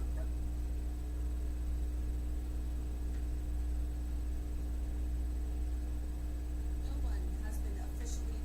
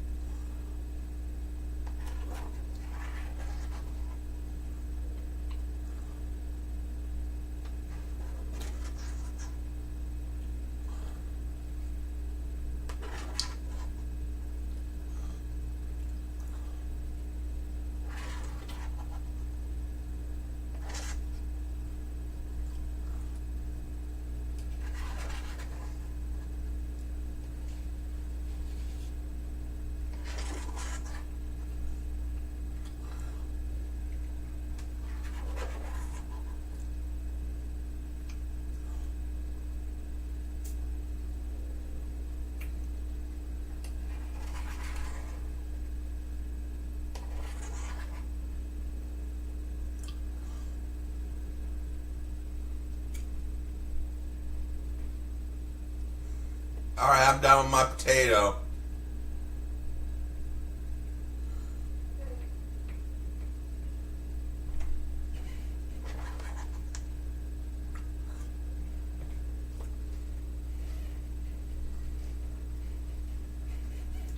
Good? Real good.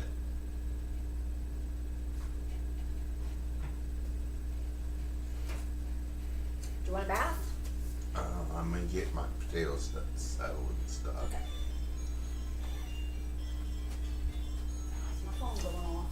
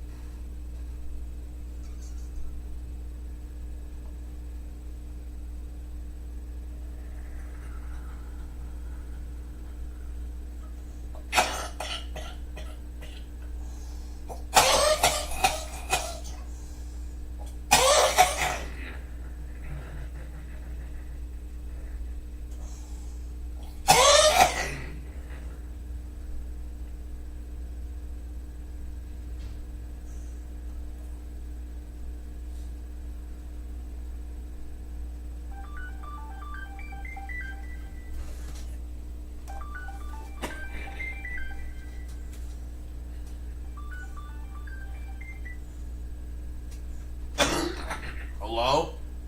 Yeah, I just ordered your groceries 3 hours or less. Good. And I sent you a couple of messages that I think you would find very interesting. All right.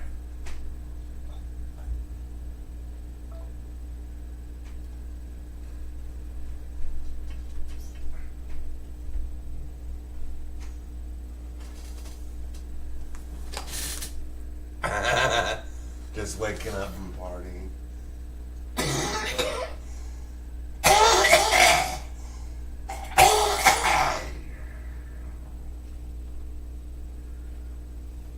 Grief is pretty much now set in after I handled the business of the family battles are.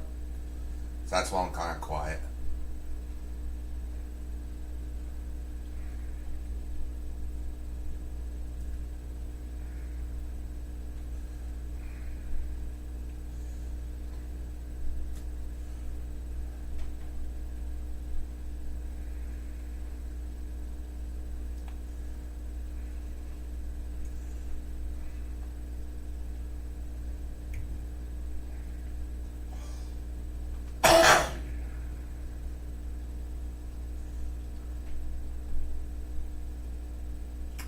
My dad just ordered groceries. They'll be here in 3 hours or less.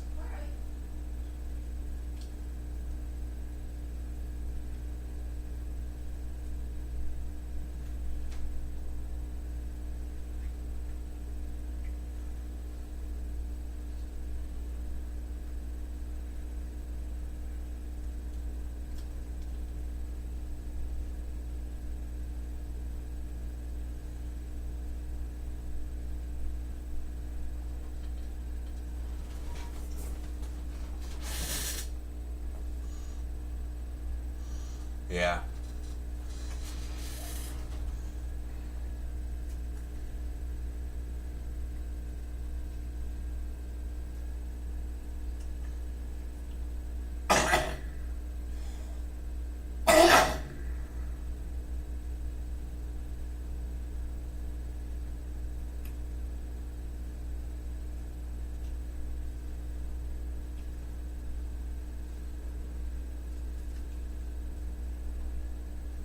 I could use my weekend money, Balzar.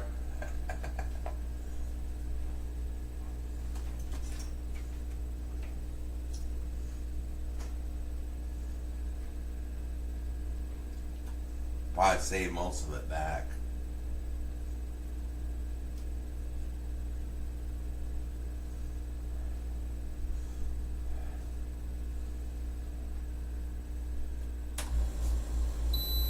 Will you come in here and fix up my bed, please? Judy.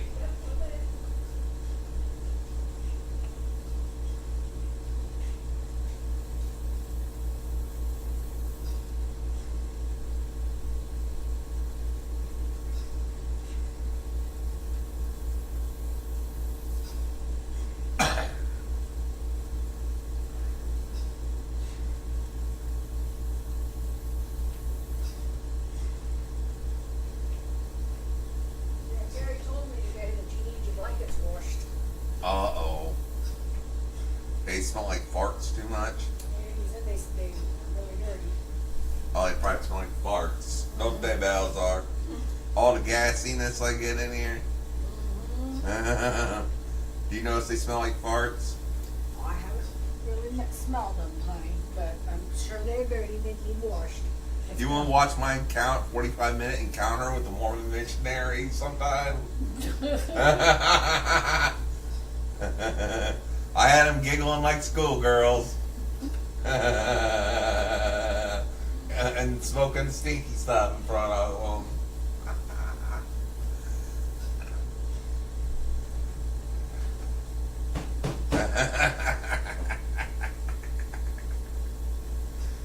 They were just like deer giggling up a storm. They were cute and they knew it.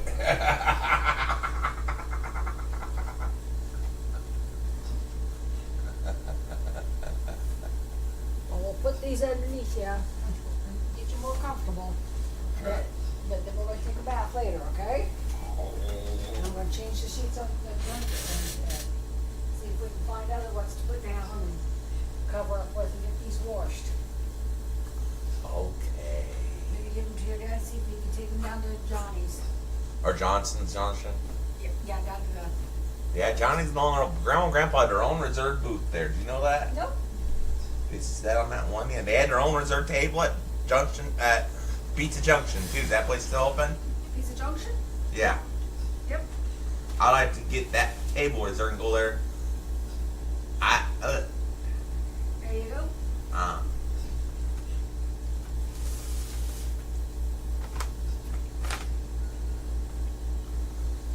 Yes. Call down there and tell them who I am.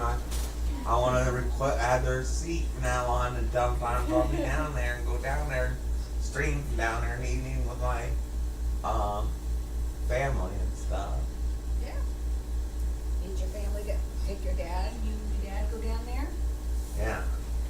and meet your family down there and have supper down there or lunch down there together. Yeah. That would be good. Your family would enjoy getting together with you. Yeah.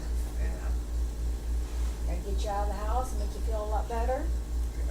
They not going to Kroger first and getting comfortable because I'll see the bad boys I can look at but can't touch.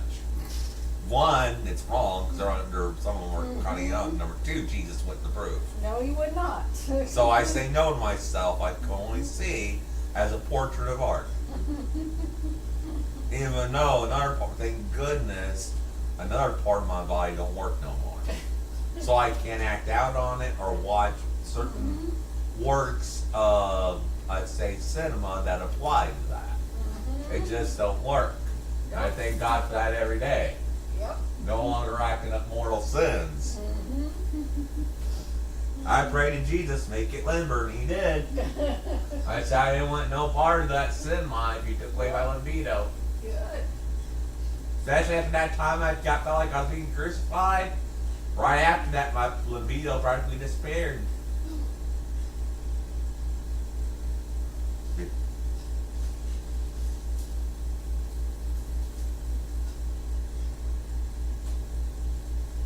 I'll have to let the vacuum cleaner today. Oh, not right now. I'm too bad, not in too good shape. All right. But it just needs it, right? Maybe later today, okay? And add my other blanket on top. I'm a little chilly. It's kind of chilly. All right. You notice that? And then when you lay the air on, you had to turn it off, suddenly you were kind of chilly. Here, I need to put this switch like this like that. Here. There we go. Now I can turn this way. It's too bright. Lay down there and relax, take a nap before I take you to your bath. We're gonna have a bath, I'll say what time is it right now? 204. 2:04, say about 4 o'clock, I'll give you a bath. Okay, good one, and get me all smelling good. Yep. Yep. I just, you know, a part of me just wants that twink, but Jesus says no. Nope, nope, can't have it. A part of me says now that Grandma and Grandpa are gone, no longer be disappointed in me. I No. could freely date my twinks and No, bowls. no, If I say no, Jesus wouldn't approve that law. Jesus wouldn't like it. I Just tell think that of devil every no. day. See, the devil's telling me right now, Grandma and Grandpa are gone, and the new family's more liberal. I say you're that, but Jesus is not liberal, devil. No, I'm not he's letting you trick me. Nope. It's just that he tells me it's the spirit of that Grandma and Grandpa. He's gone. That's that devil. That devil telling me. Yeah, I said I know someone that's more powerful than you and will live longer than you. It's saying Jesus, devil, and you don't approve of that stuff. Jesus will bang that devil right down. Yeah. Oh, you bring baby to me. I need her snuggles. Follow me. I need to tell her I need her snuggles. Feeling sad right now. I need her snuggles. I need baby snuggles. Baby, daddy need your snuggles.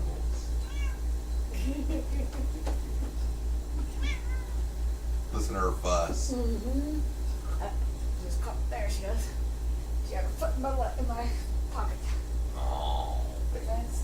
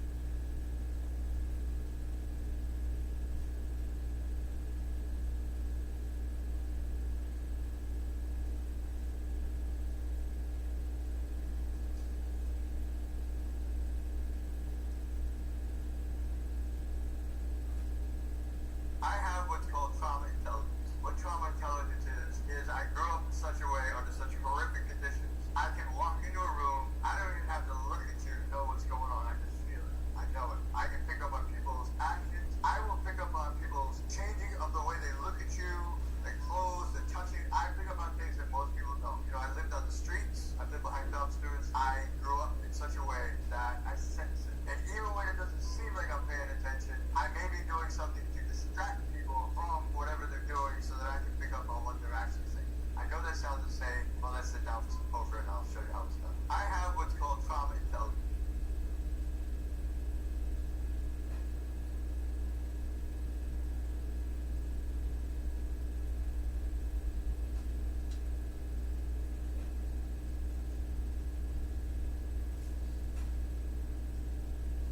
Hey,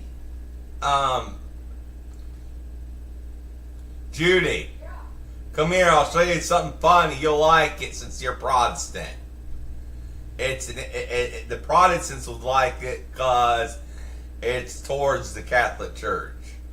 I went ahead and sent it to my Catholic friends because we know what's going on in the Catholic Church. Come here. It's a TikTok video. It's supposed to be like a meme humor. Let's see. You killed a butterfly. You shall not get butter for a month. Father, I also killed a cockroach. Yeah. Nice try.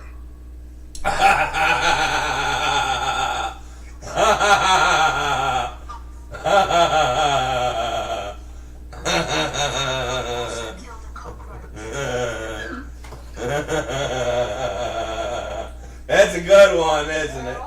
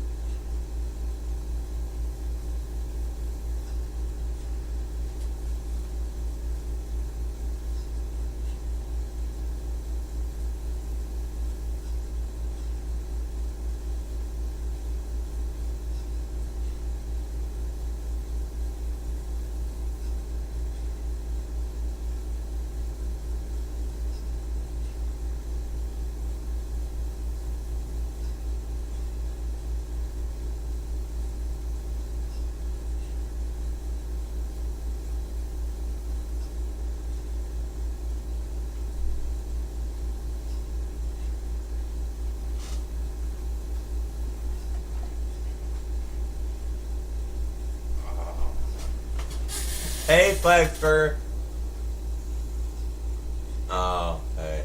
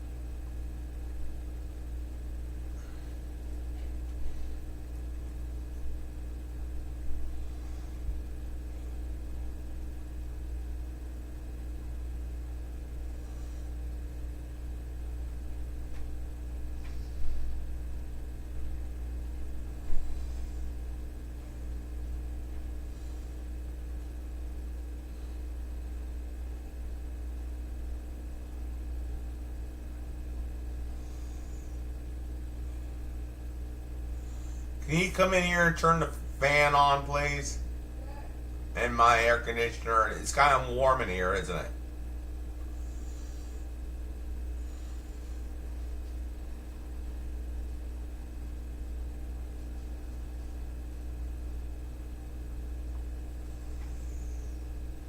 It's kind of warm in here, isn't it? No, just right. Mm.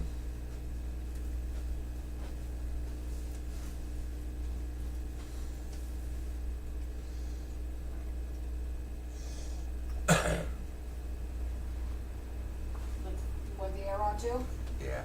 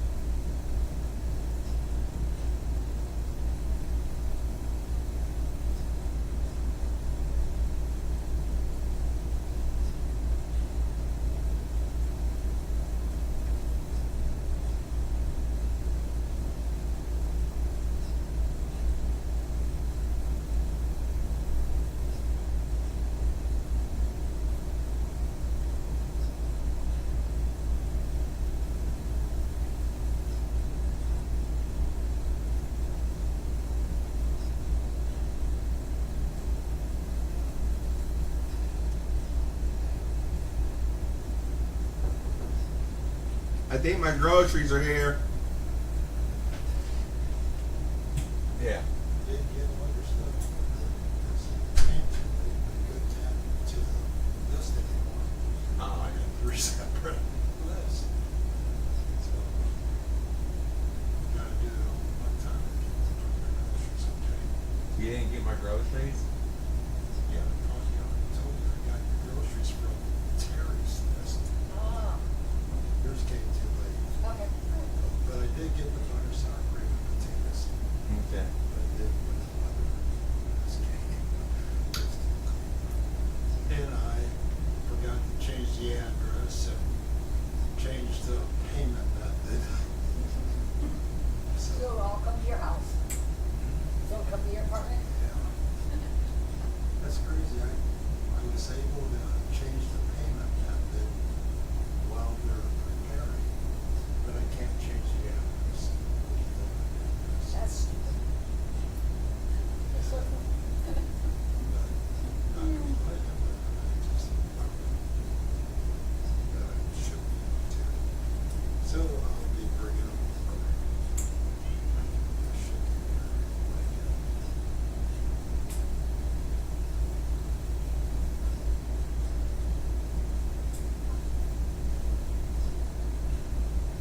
Here, I'll get the all bagged up.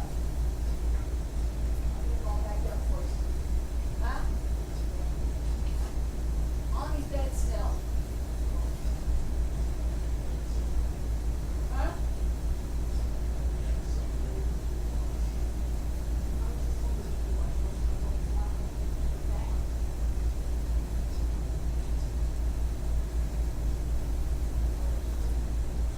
I need blankets after my bath, Dad.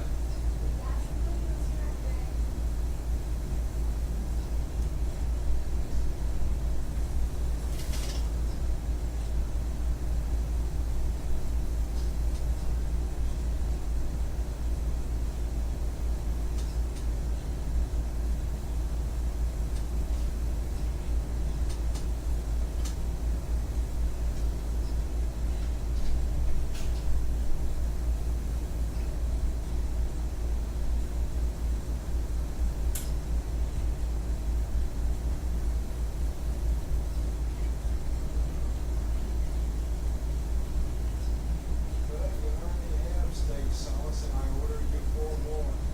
Oh boy. It was on the list. Yeah.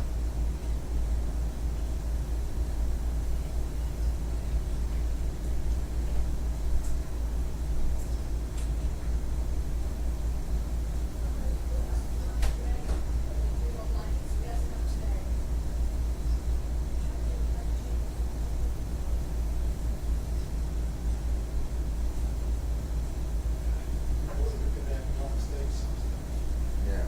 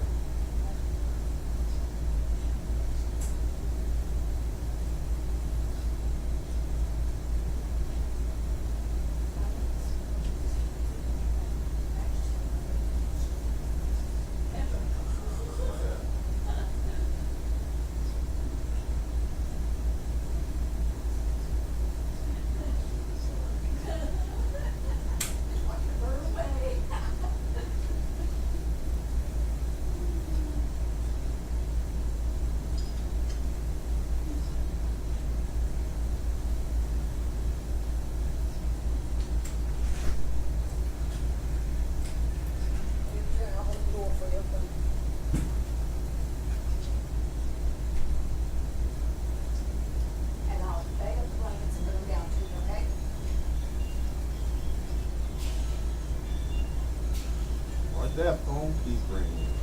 Oh.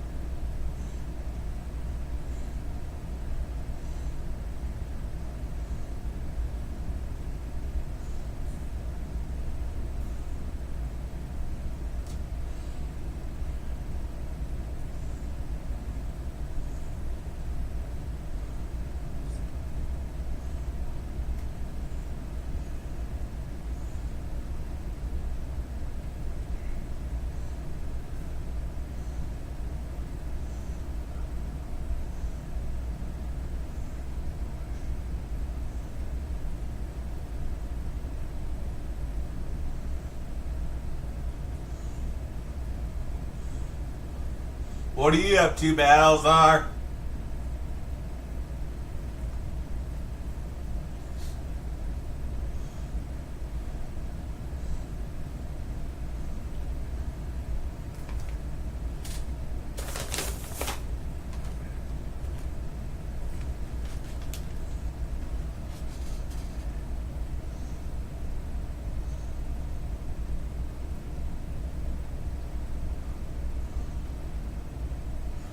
I just mixed it with my tobacco so it wouldn't stink up everything. I was having a panic attack, Judy. Judy, I mixed stinky stuff with a bunch of tobacco. That's why you really don't smell. I was having a real bad panic attack earlier.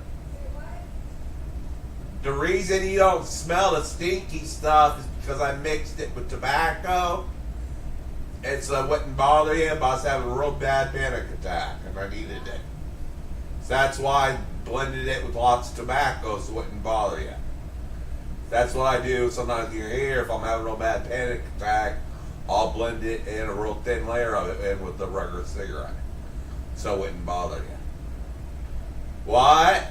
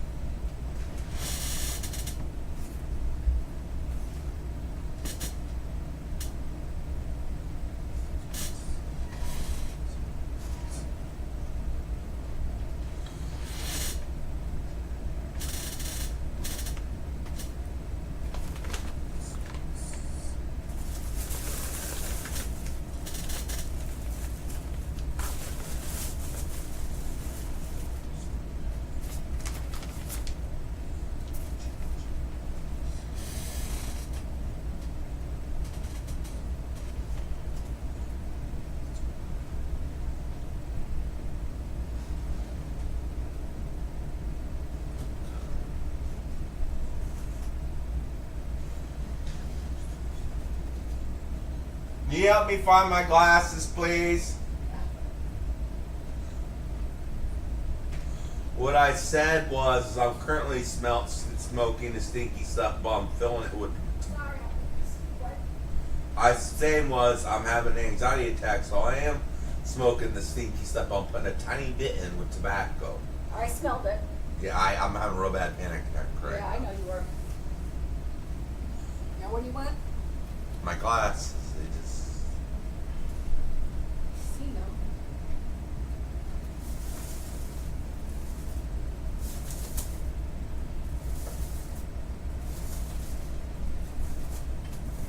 Yep, right there. Where?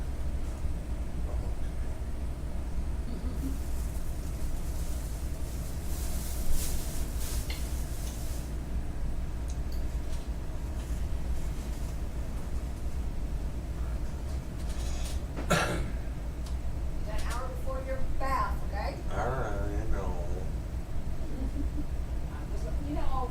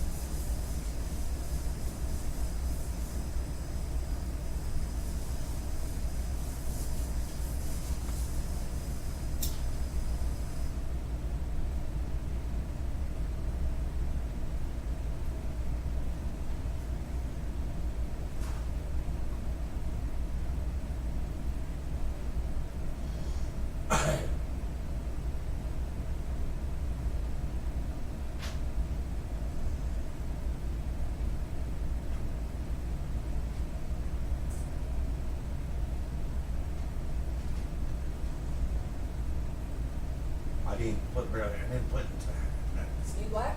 No, I didn't. It's this residue from the still in the machine. You smell. And I can't put it in there.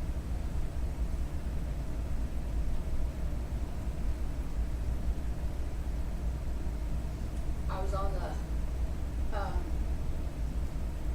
on my phone, a meeting with my daughter, with my sister's nurses at the nursing home Yeah. for care. So they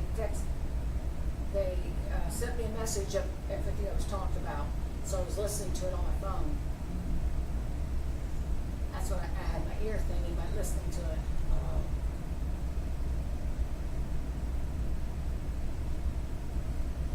Is your sister behaving herself? Yeah, she's mad that we didn't take her to church Sunday. I said, well, we were camping. She goes, oh, I forgot that. She goes, she got dressed and ready. I was sitting out there waiting, and I never showed up. So I got an earful today. Me and her can get along just fine if I end up there. She'll hear me giving them the earful. Oh, that's peasant's food. Nothing like Judy's home cooking. And she'll hear, Judy, that's my sister. Yeah, that's she's a good Christian wife. To her husband, he said he makes sound preaching, and I'm glad for them. I'm glad for all their offspring, and they knew my family. And then she heard my family's name. Yep. I bet she'd really. She would know it too, I bet. Yeah.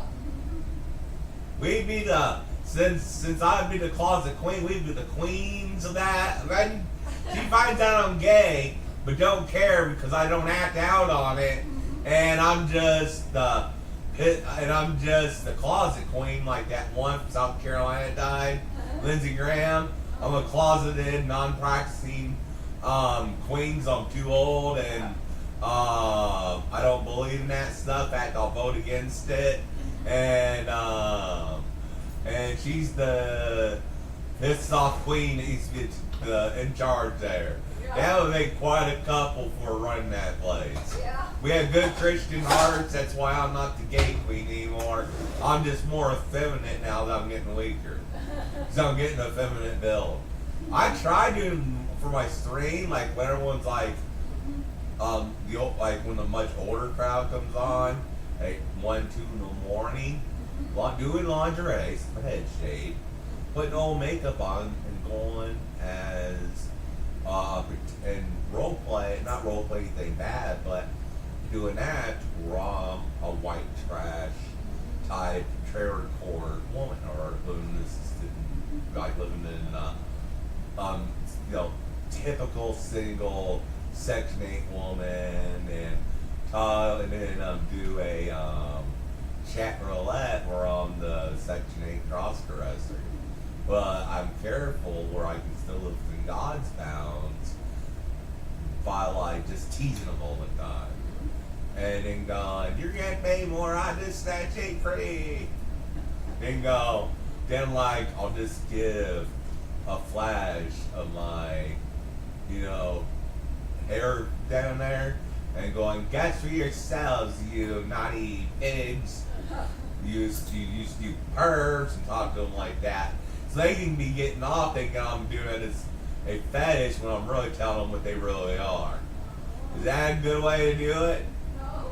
If I know it's normal and do that, and at least I'm doing God's word by telling them off, however they take it, would that be a normal way? Would that be a good way to do it? Just be sitting there smoking a cigar, my cowboy boot up there, and I tell them who wants to be humiliated like the pervs you are, and all of them come on be paying me money, and to tell them, really, I'll be preaching to them. By telling them all kinds of names Jesus would have for them. That's good. And just cause, and then be a shadow preaching machine on the porn sites and stuff. In a way, I'm talking about how most devoted Christians would keep talking to them. Or have a friend that's an actor that plays a gay guy, and I just like put my boot in his mouth and stuff, or like kind of do like the conversion campaign thing. Where I'm the strict conversion therapy preacher, and I'm smacking them with a ruler, and we just do stuff like that to tease gay old men without showing them anything. But really, there's a lot of religious motivation. He's willing to have to do the part for $100 because he knows I'm not inflicting any real pain, and I'm calling the words.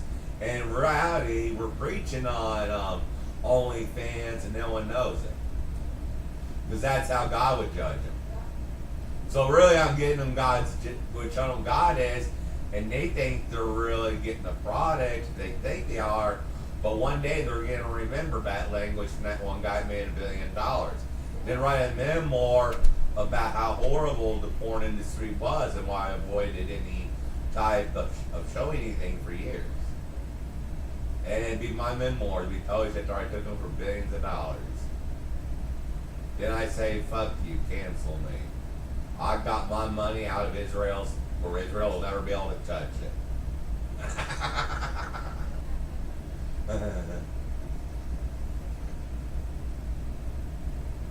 I put it in Russia. That's what Kanye should have done before he took his entire fortune. Transferred it overnight to a Russian bank. And fled and took refugee. He should get refugee status. And there's some way he gives money back through an international court, if it was fair. Because a lot of those countries on the international court hate Israel right now. And if he can make a good case, he can take it beyond the Supreme Court, go to the International Criminal Court. Because of a country draining someone, the United States, taking all of his money to his political views would be against humanity. So he can take his case clear to the human court in the UN or The Hague, get his money back and move to Russia. Or they agree with them, or Hungary, you know what I mean?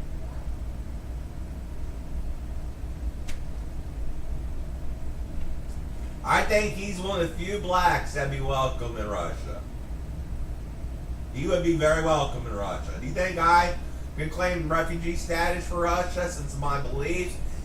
And I'm one of the few gays ever get a pardon from Putin because I cleansed myself and talked about my days on the cross, and they've seen how far I've come, and really just always remind me Jesus don't approve, myself Jesus don't approve, and they probably give me a personal speech from Putin how he forgives me for being gay.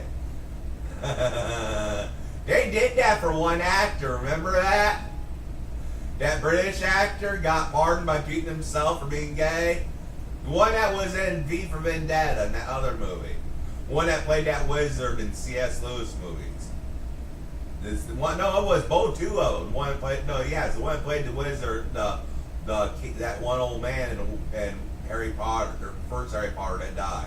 Before his death, since the guy was a staunch conservative in real life, Putin came on Russian TV and wrote a personal letter. He was forgiven for being gay in Russia. He has permission to go to Russia anytime he wants.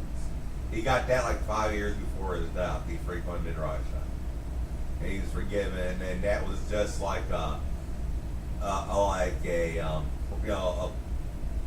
image member, PR set stunt that Putin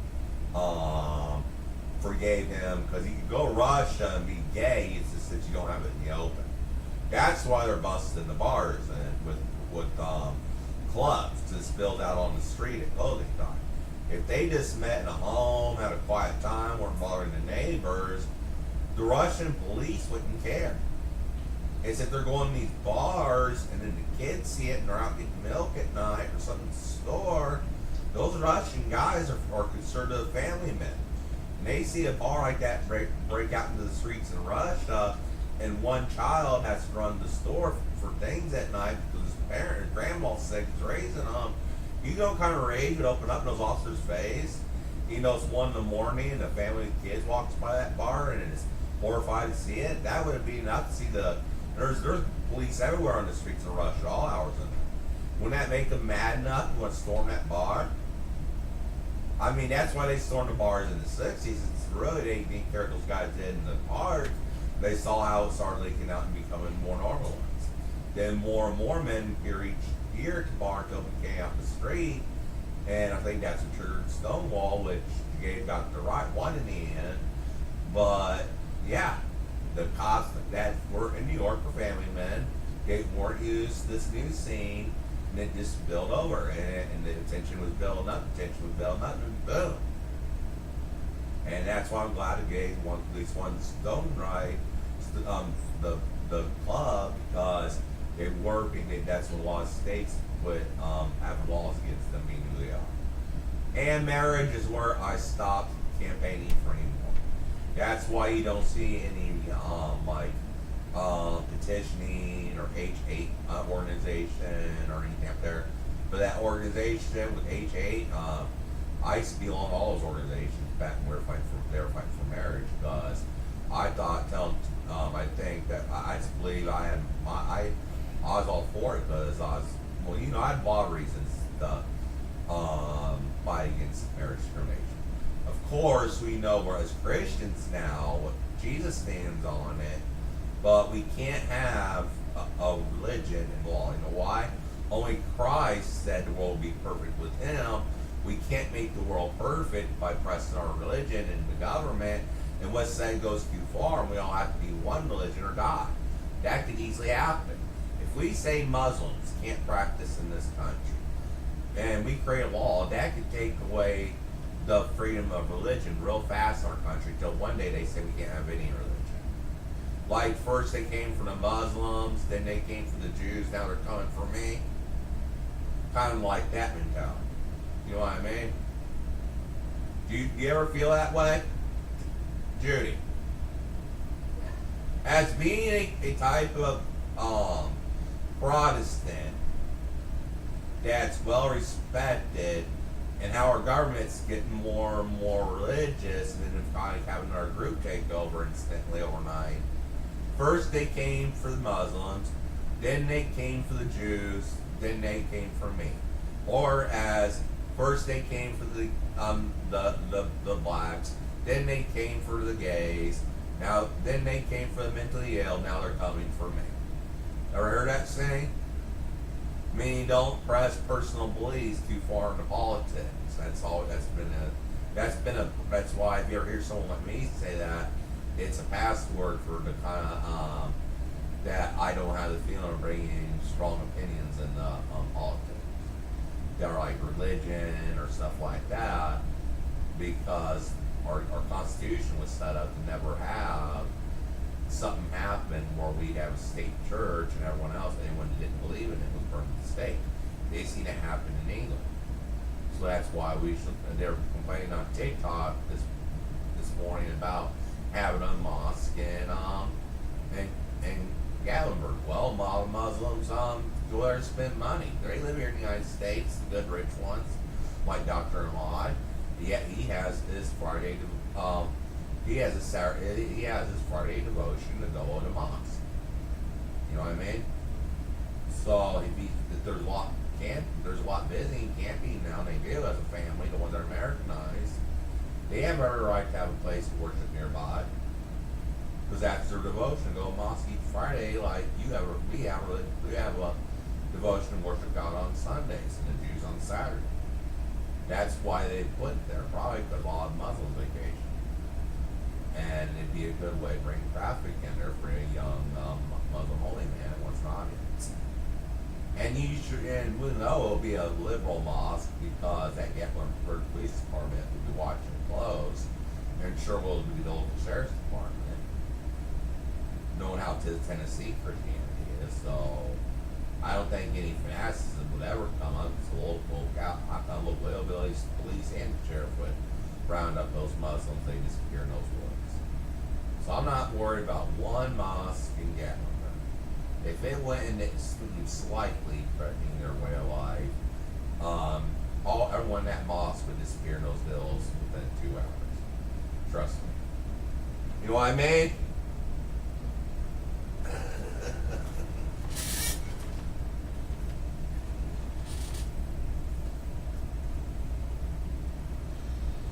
I'm gonna take this phone call, okay? Alright. It's my daughter. She was checking in.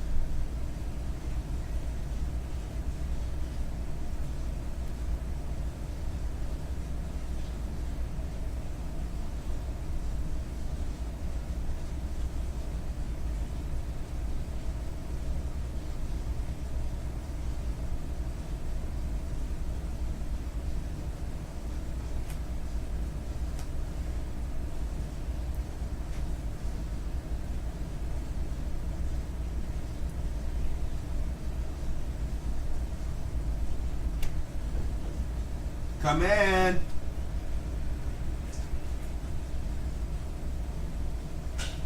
Hey.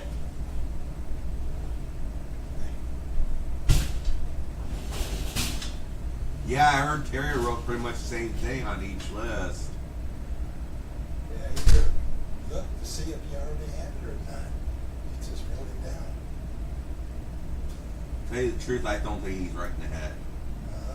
Tell you the truth, I don't think he's writing ahead too much. Have you noticed that? Well, what? That Terry ain't kind of off in the head. He's kind of mildly retarded or something. I can tell something. Well, okay. Yeah, I can tell you I confused. Yeah, I know. I understand. I didn't know if you picked that up or not.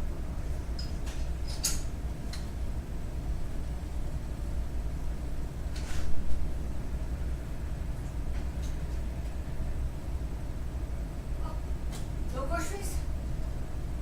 No groceries? I think my devil's back to register. No groceries?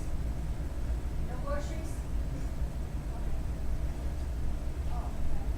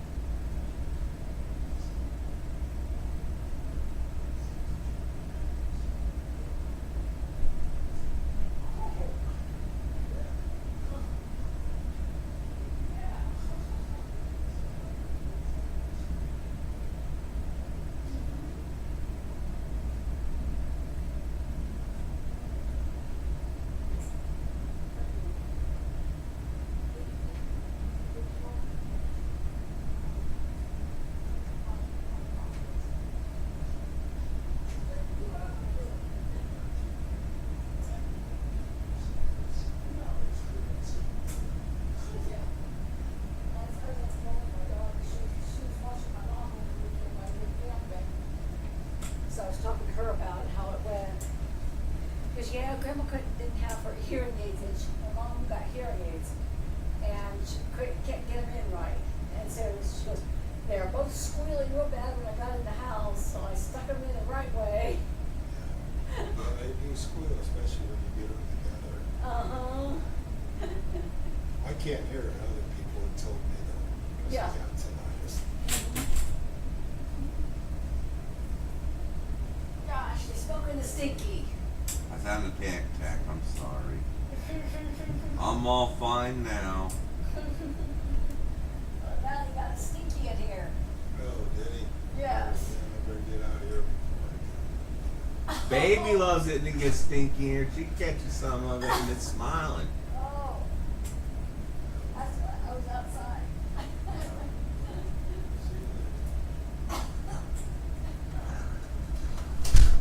Did you see that, Val? I'm really partying it up in here.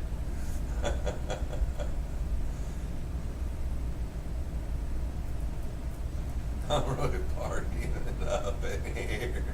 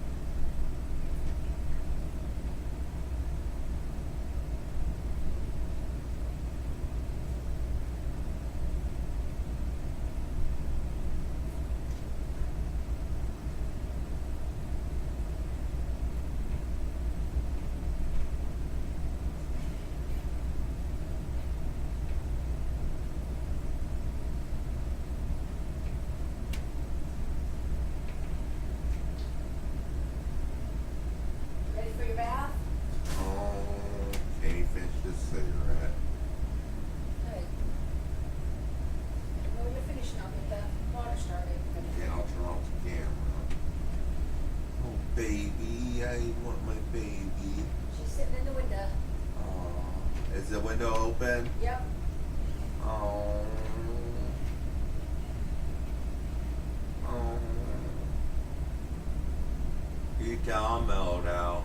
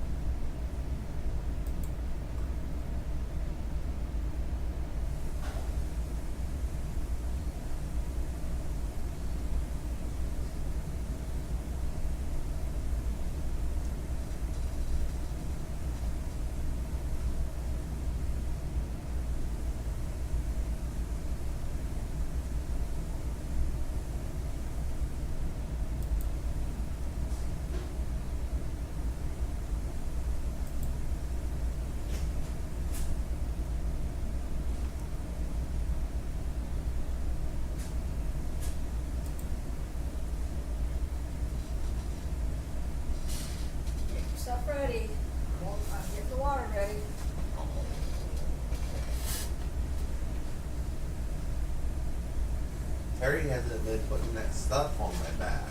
The lotion? Yeah. I'll check it out when I wash it, okay? And I need to tell Nikki about my toenails. They need clipped, huh? Never did that. Next time Nikki's here, you need to ask her, when does she come next? Came this last week. And she probably won't be here until next month then. I think she only comes once a month now. She does? I think so. Why? I don't think, well, I don't know how often you get your meds done. Once every other week. Okay, then she'll be here again to do your meds. I didn't know if you, so I know some of them, one of mine, she only comes every so many months. Because they get their meds delivered all in bubble wrap. Uh-oh. Not in the, so she just doesn't have to come as often. I hate putting my meds being in bubble wrap. Yeah, she has a hard time sometimes getting them out.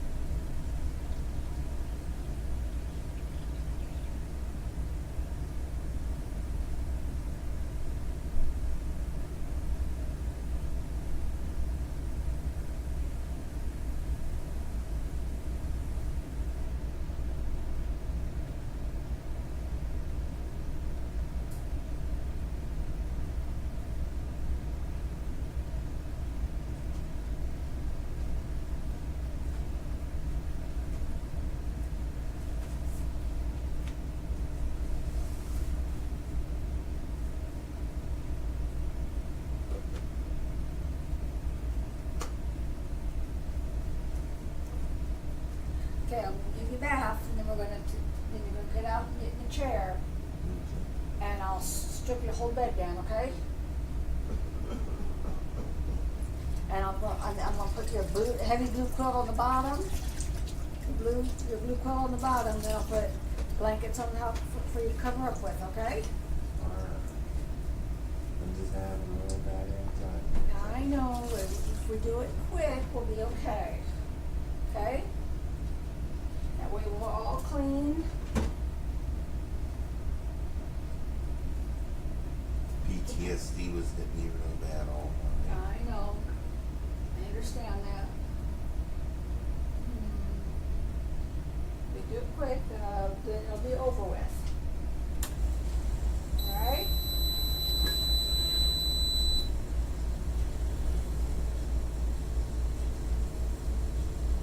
I don't be touched. Nope. I don't want to be touched. I might have one of those days, but I don't want to be touched. Did I need to wipe your back down? I'll put some lotion on your back. Yeah. Okay. I will make sure that's okay. It's getting better actually. I don't feel the bumps as much.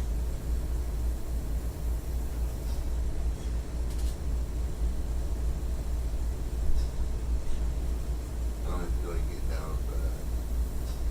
We'll live and change tomorrow. Alright. Need to get me some refreshments, maybe refreshments, like eating things anyway. You what? Eating food and have like the whole YouTube of it. Yeah, well, when you're gathering, if we're supposed to get here sometime here, I'll get you something, I'll make put some over there, okay? What kind of snacks you order? I have no idea what y'all ordered.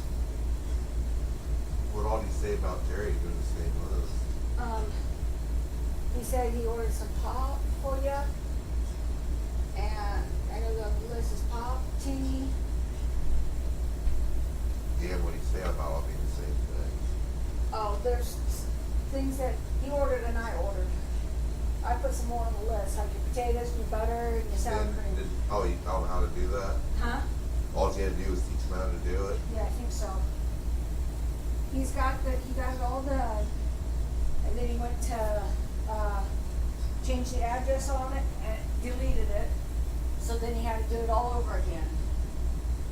That way, it was supposed to be here at 3:42, now it won't be here till a little after 4:30.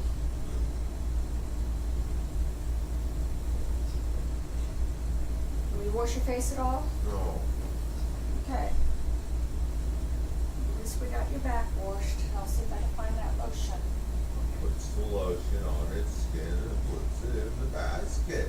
Ain't that right, baby? She'll get the hose again.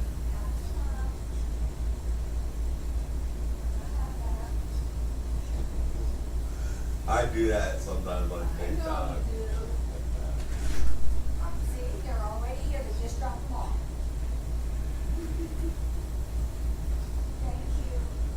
Thank you. Thank you.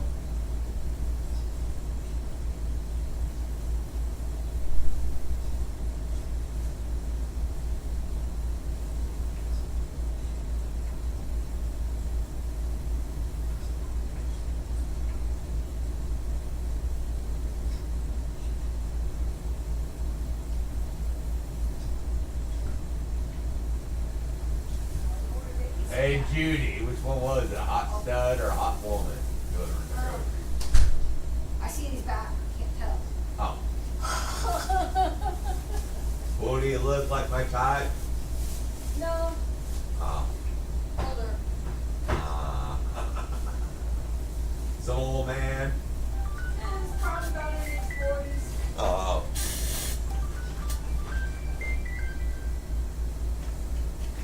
Hello. Yep, yeah, she just got him out. She just got him.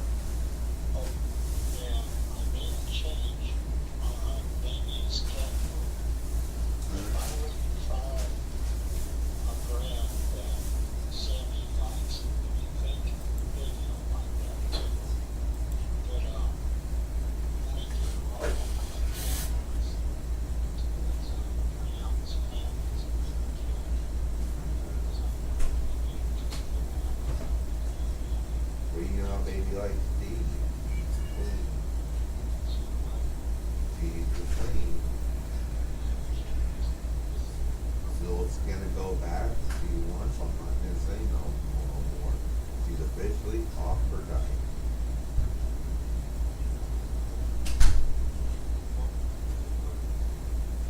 Oh, I'm just gonna spoil her. She loves being spoiled.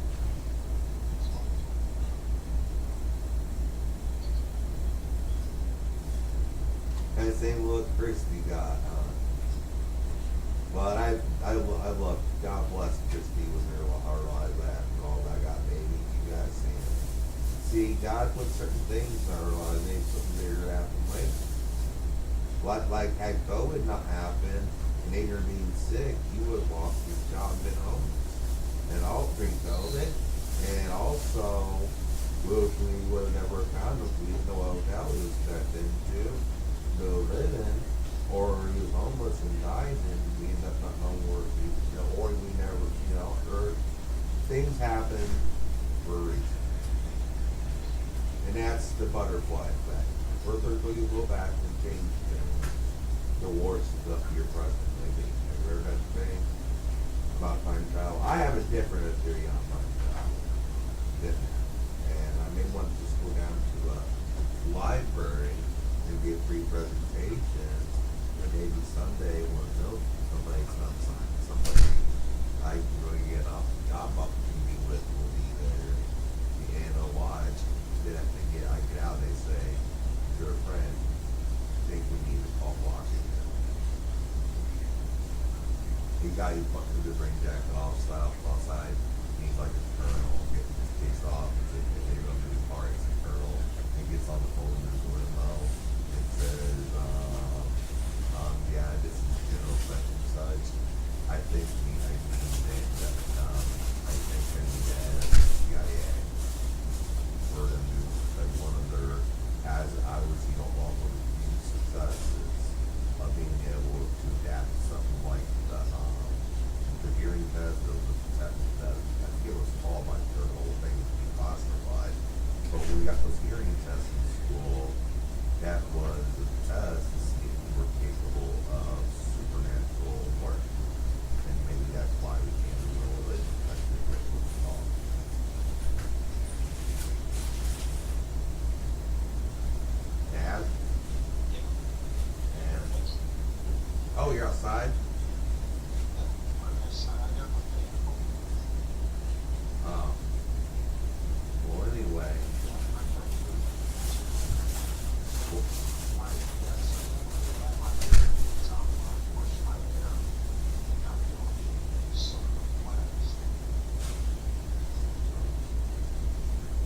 honest with you, I'm still stoned right now. Hear me? What? Yeah. I said I gotta let you know I'm so stoned right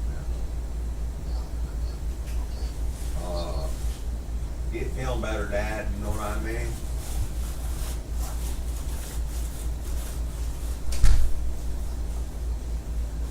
I would have done well during the late 60s, early 70s, wouldn't I?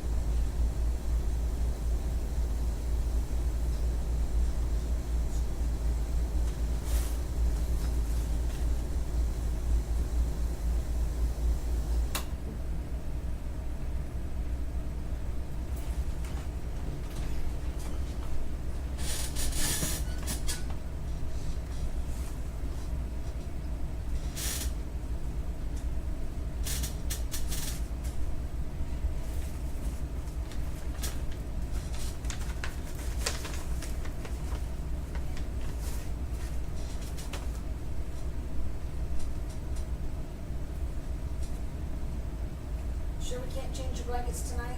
Oh, we'll think about it. I'm just. That way your dad can wash them and you can get them back. Oh, okay. He wants to take them down to JJ's tomorrow. Alright.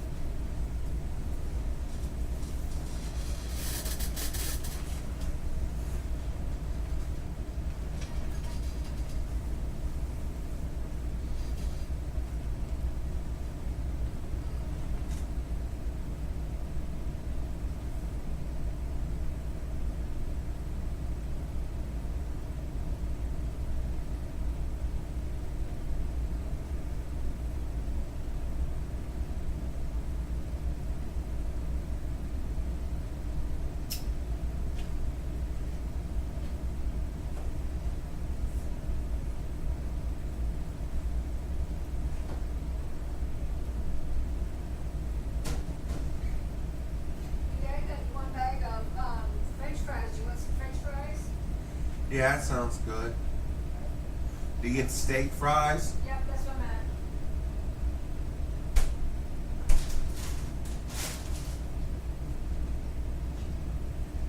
What stacks did he get me? Well, let's see what we got here.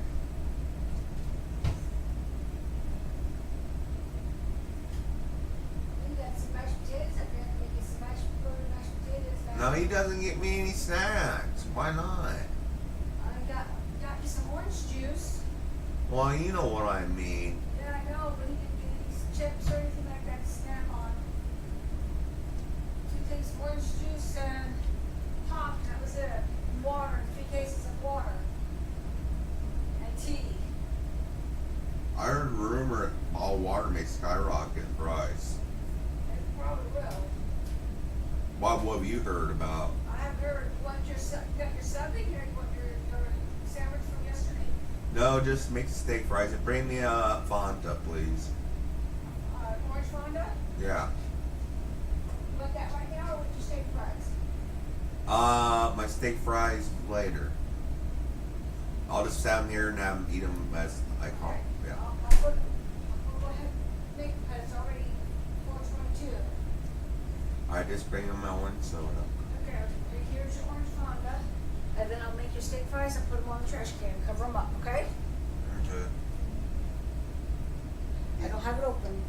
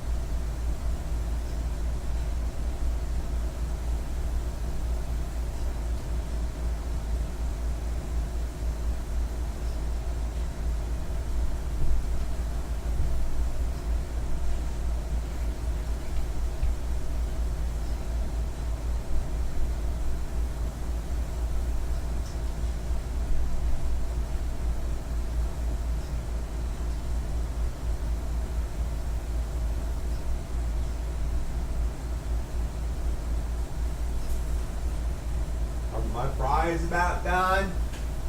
I just took them out of the grease.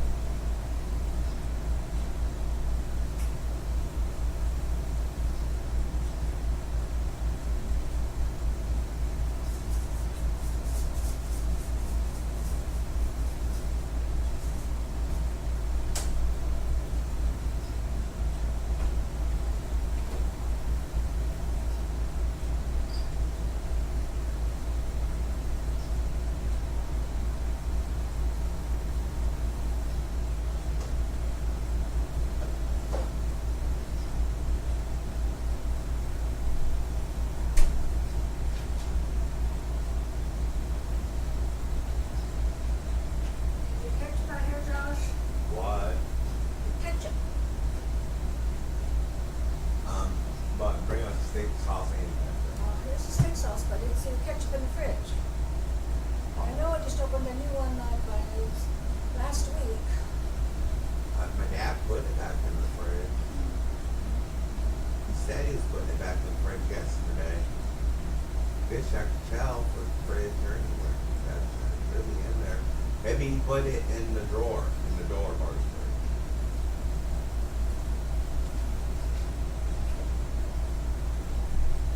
Aha. It's behind the iced tea.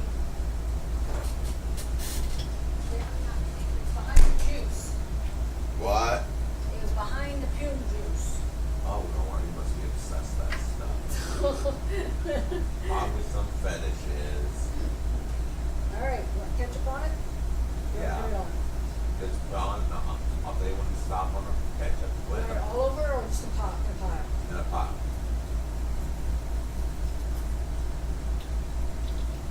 We'll go over now. Huh?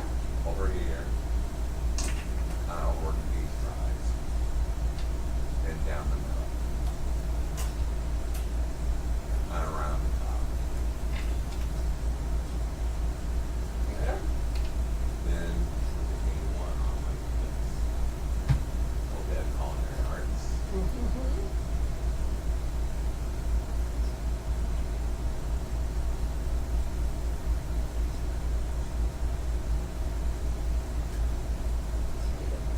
That looks fine. That's one. Except I don't like ketchup, so. It's a fancy deal. Nice. You might see one Rams making this dipping like that for his french fries. I don't like ketchup. There, how's that look, guys? That look like something a king would eat, the hell's are? Maybe tomorrow I'll make you some. Since we got potatoes, I can make you some fried potatoes and onions tomorrow. Sound good? And what else? Fried potatoes and onions. Got that? Yeah, tomorrow.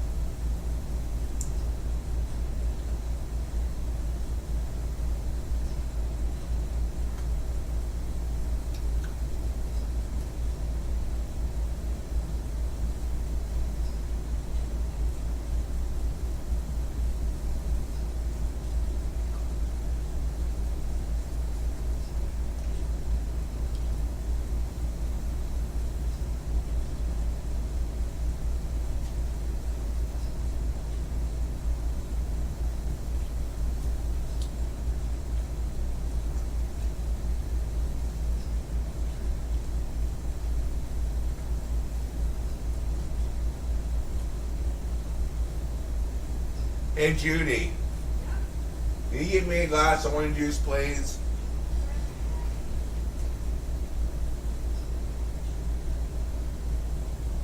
Well, it's not quite cold. Okay? Okay.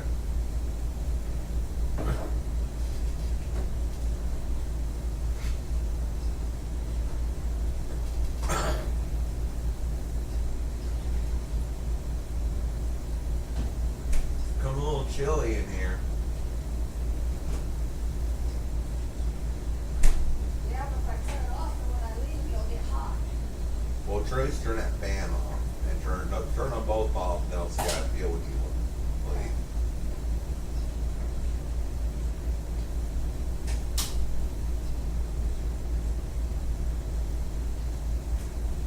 Got the fan on too. And the air on, so which one you want both off? Yeah, I'm that chill. Okay.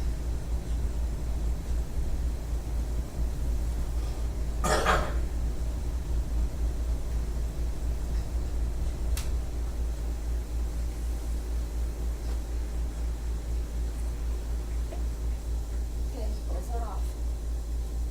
I can't see my screen. My card that close. Yep. There, put right there. That's good. Maybe that way you can get to your air and turn your air on.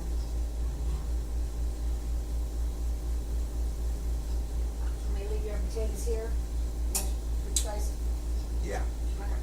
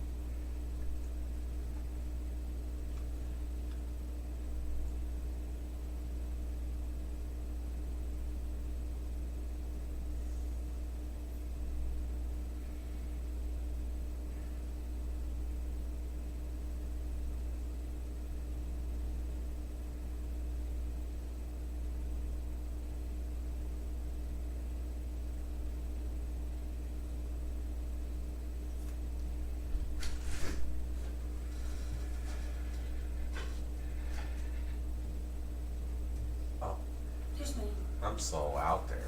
I took the trash out. Uh,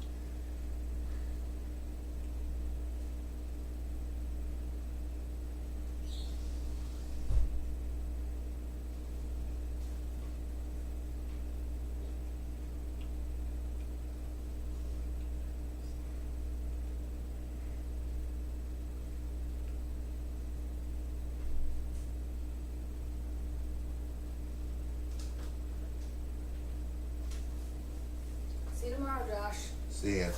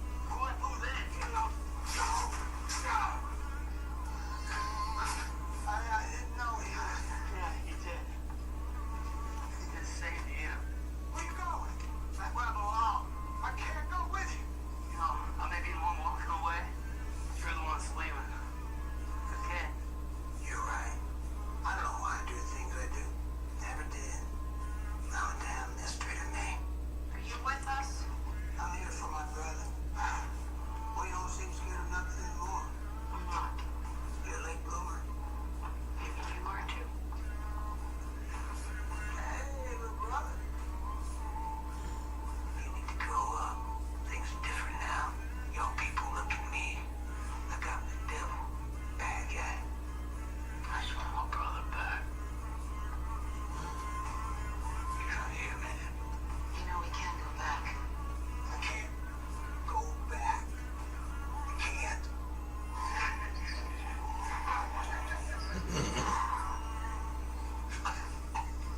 I ain't gonna beg. I ain't begging you, Mo.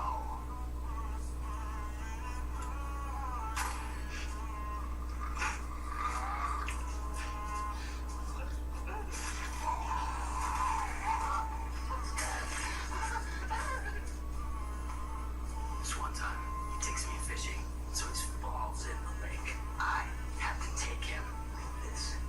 I save his life. You know what he says to me? Tell me, go get the beer. Idiot. Right? Maybe these people. That may have been my role model. That should have been my Mel Roddle from the first day I watched The Walking Dead was Merle. I think getting in that character through my acting skills and staying in that will instantly masculinize me.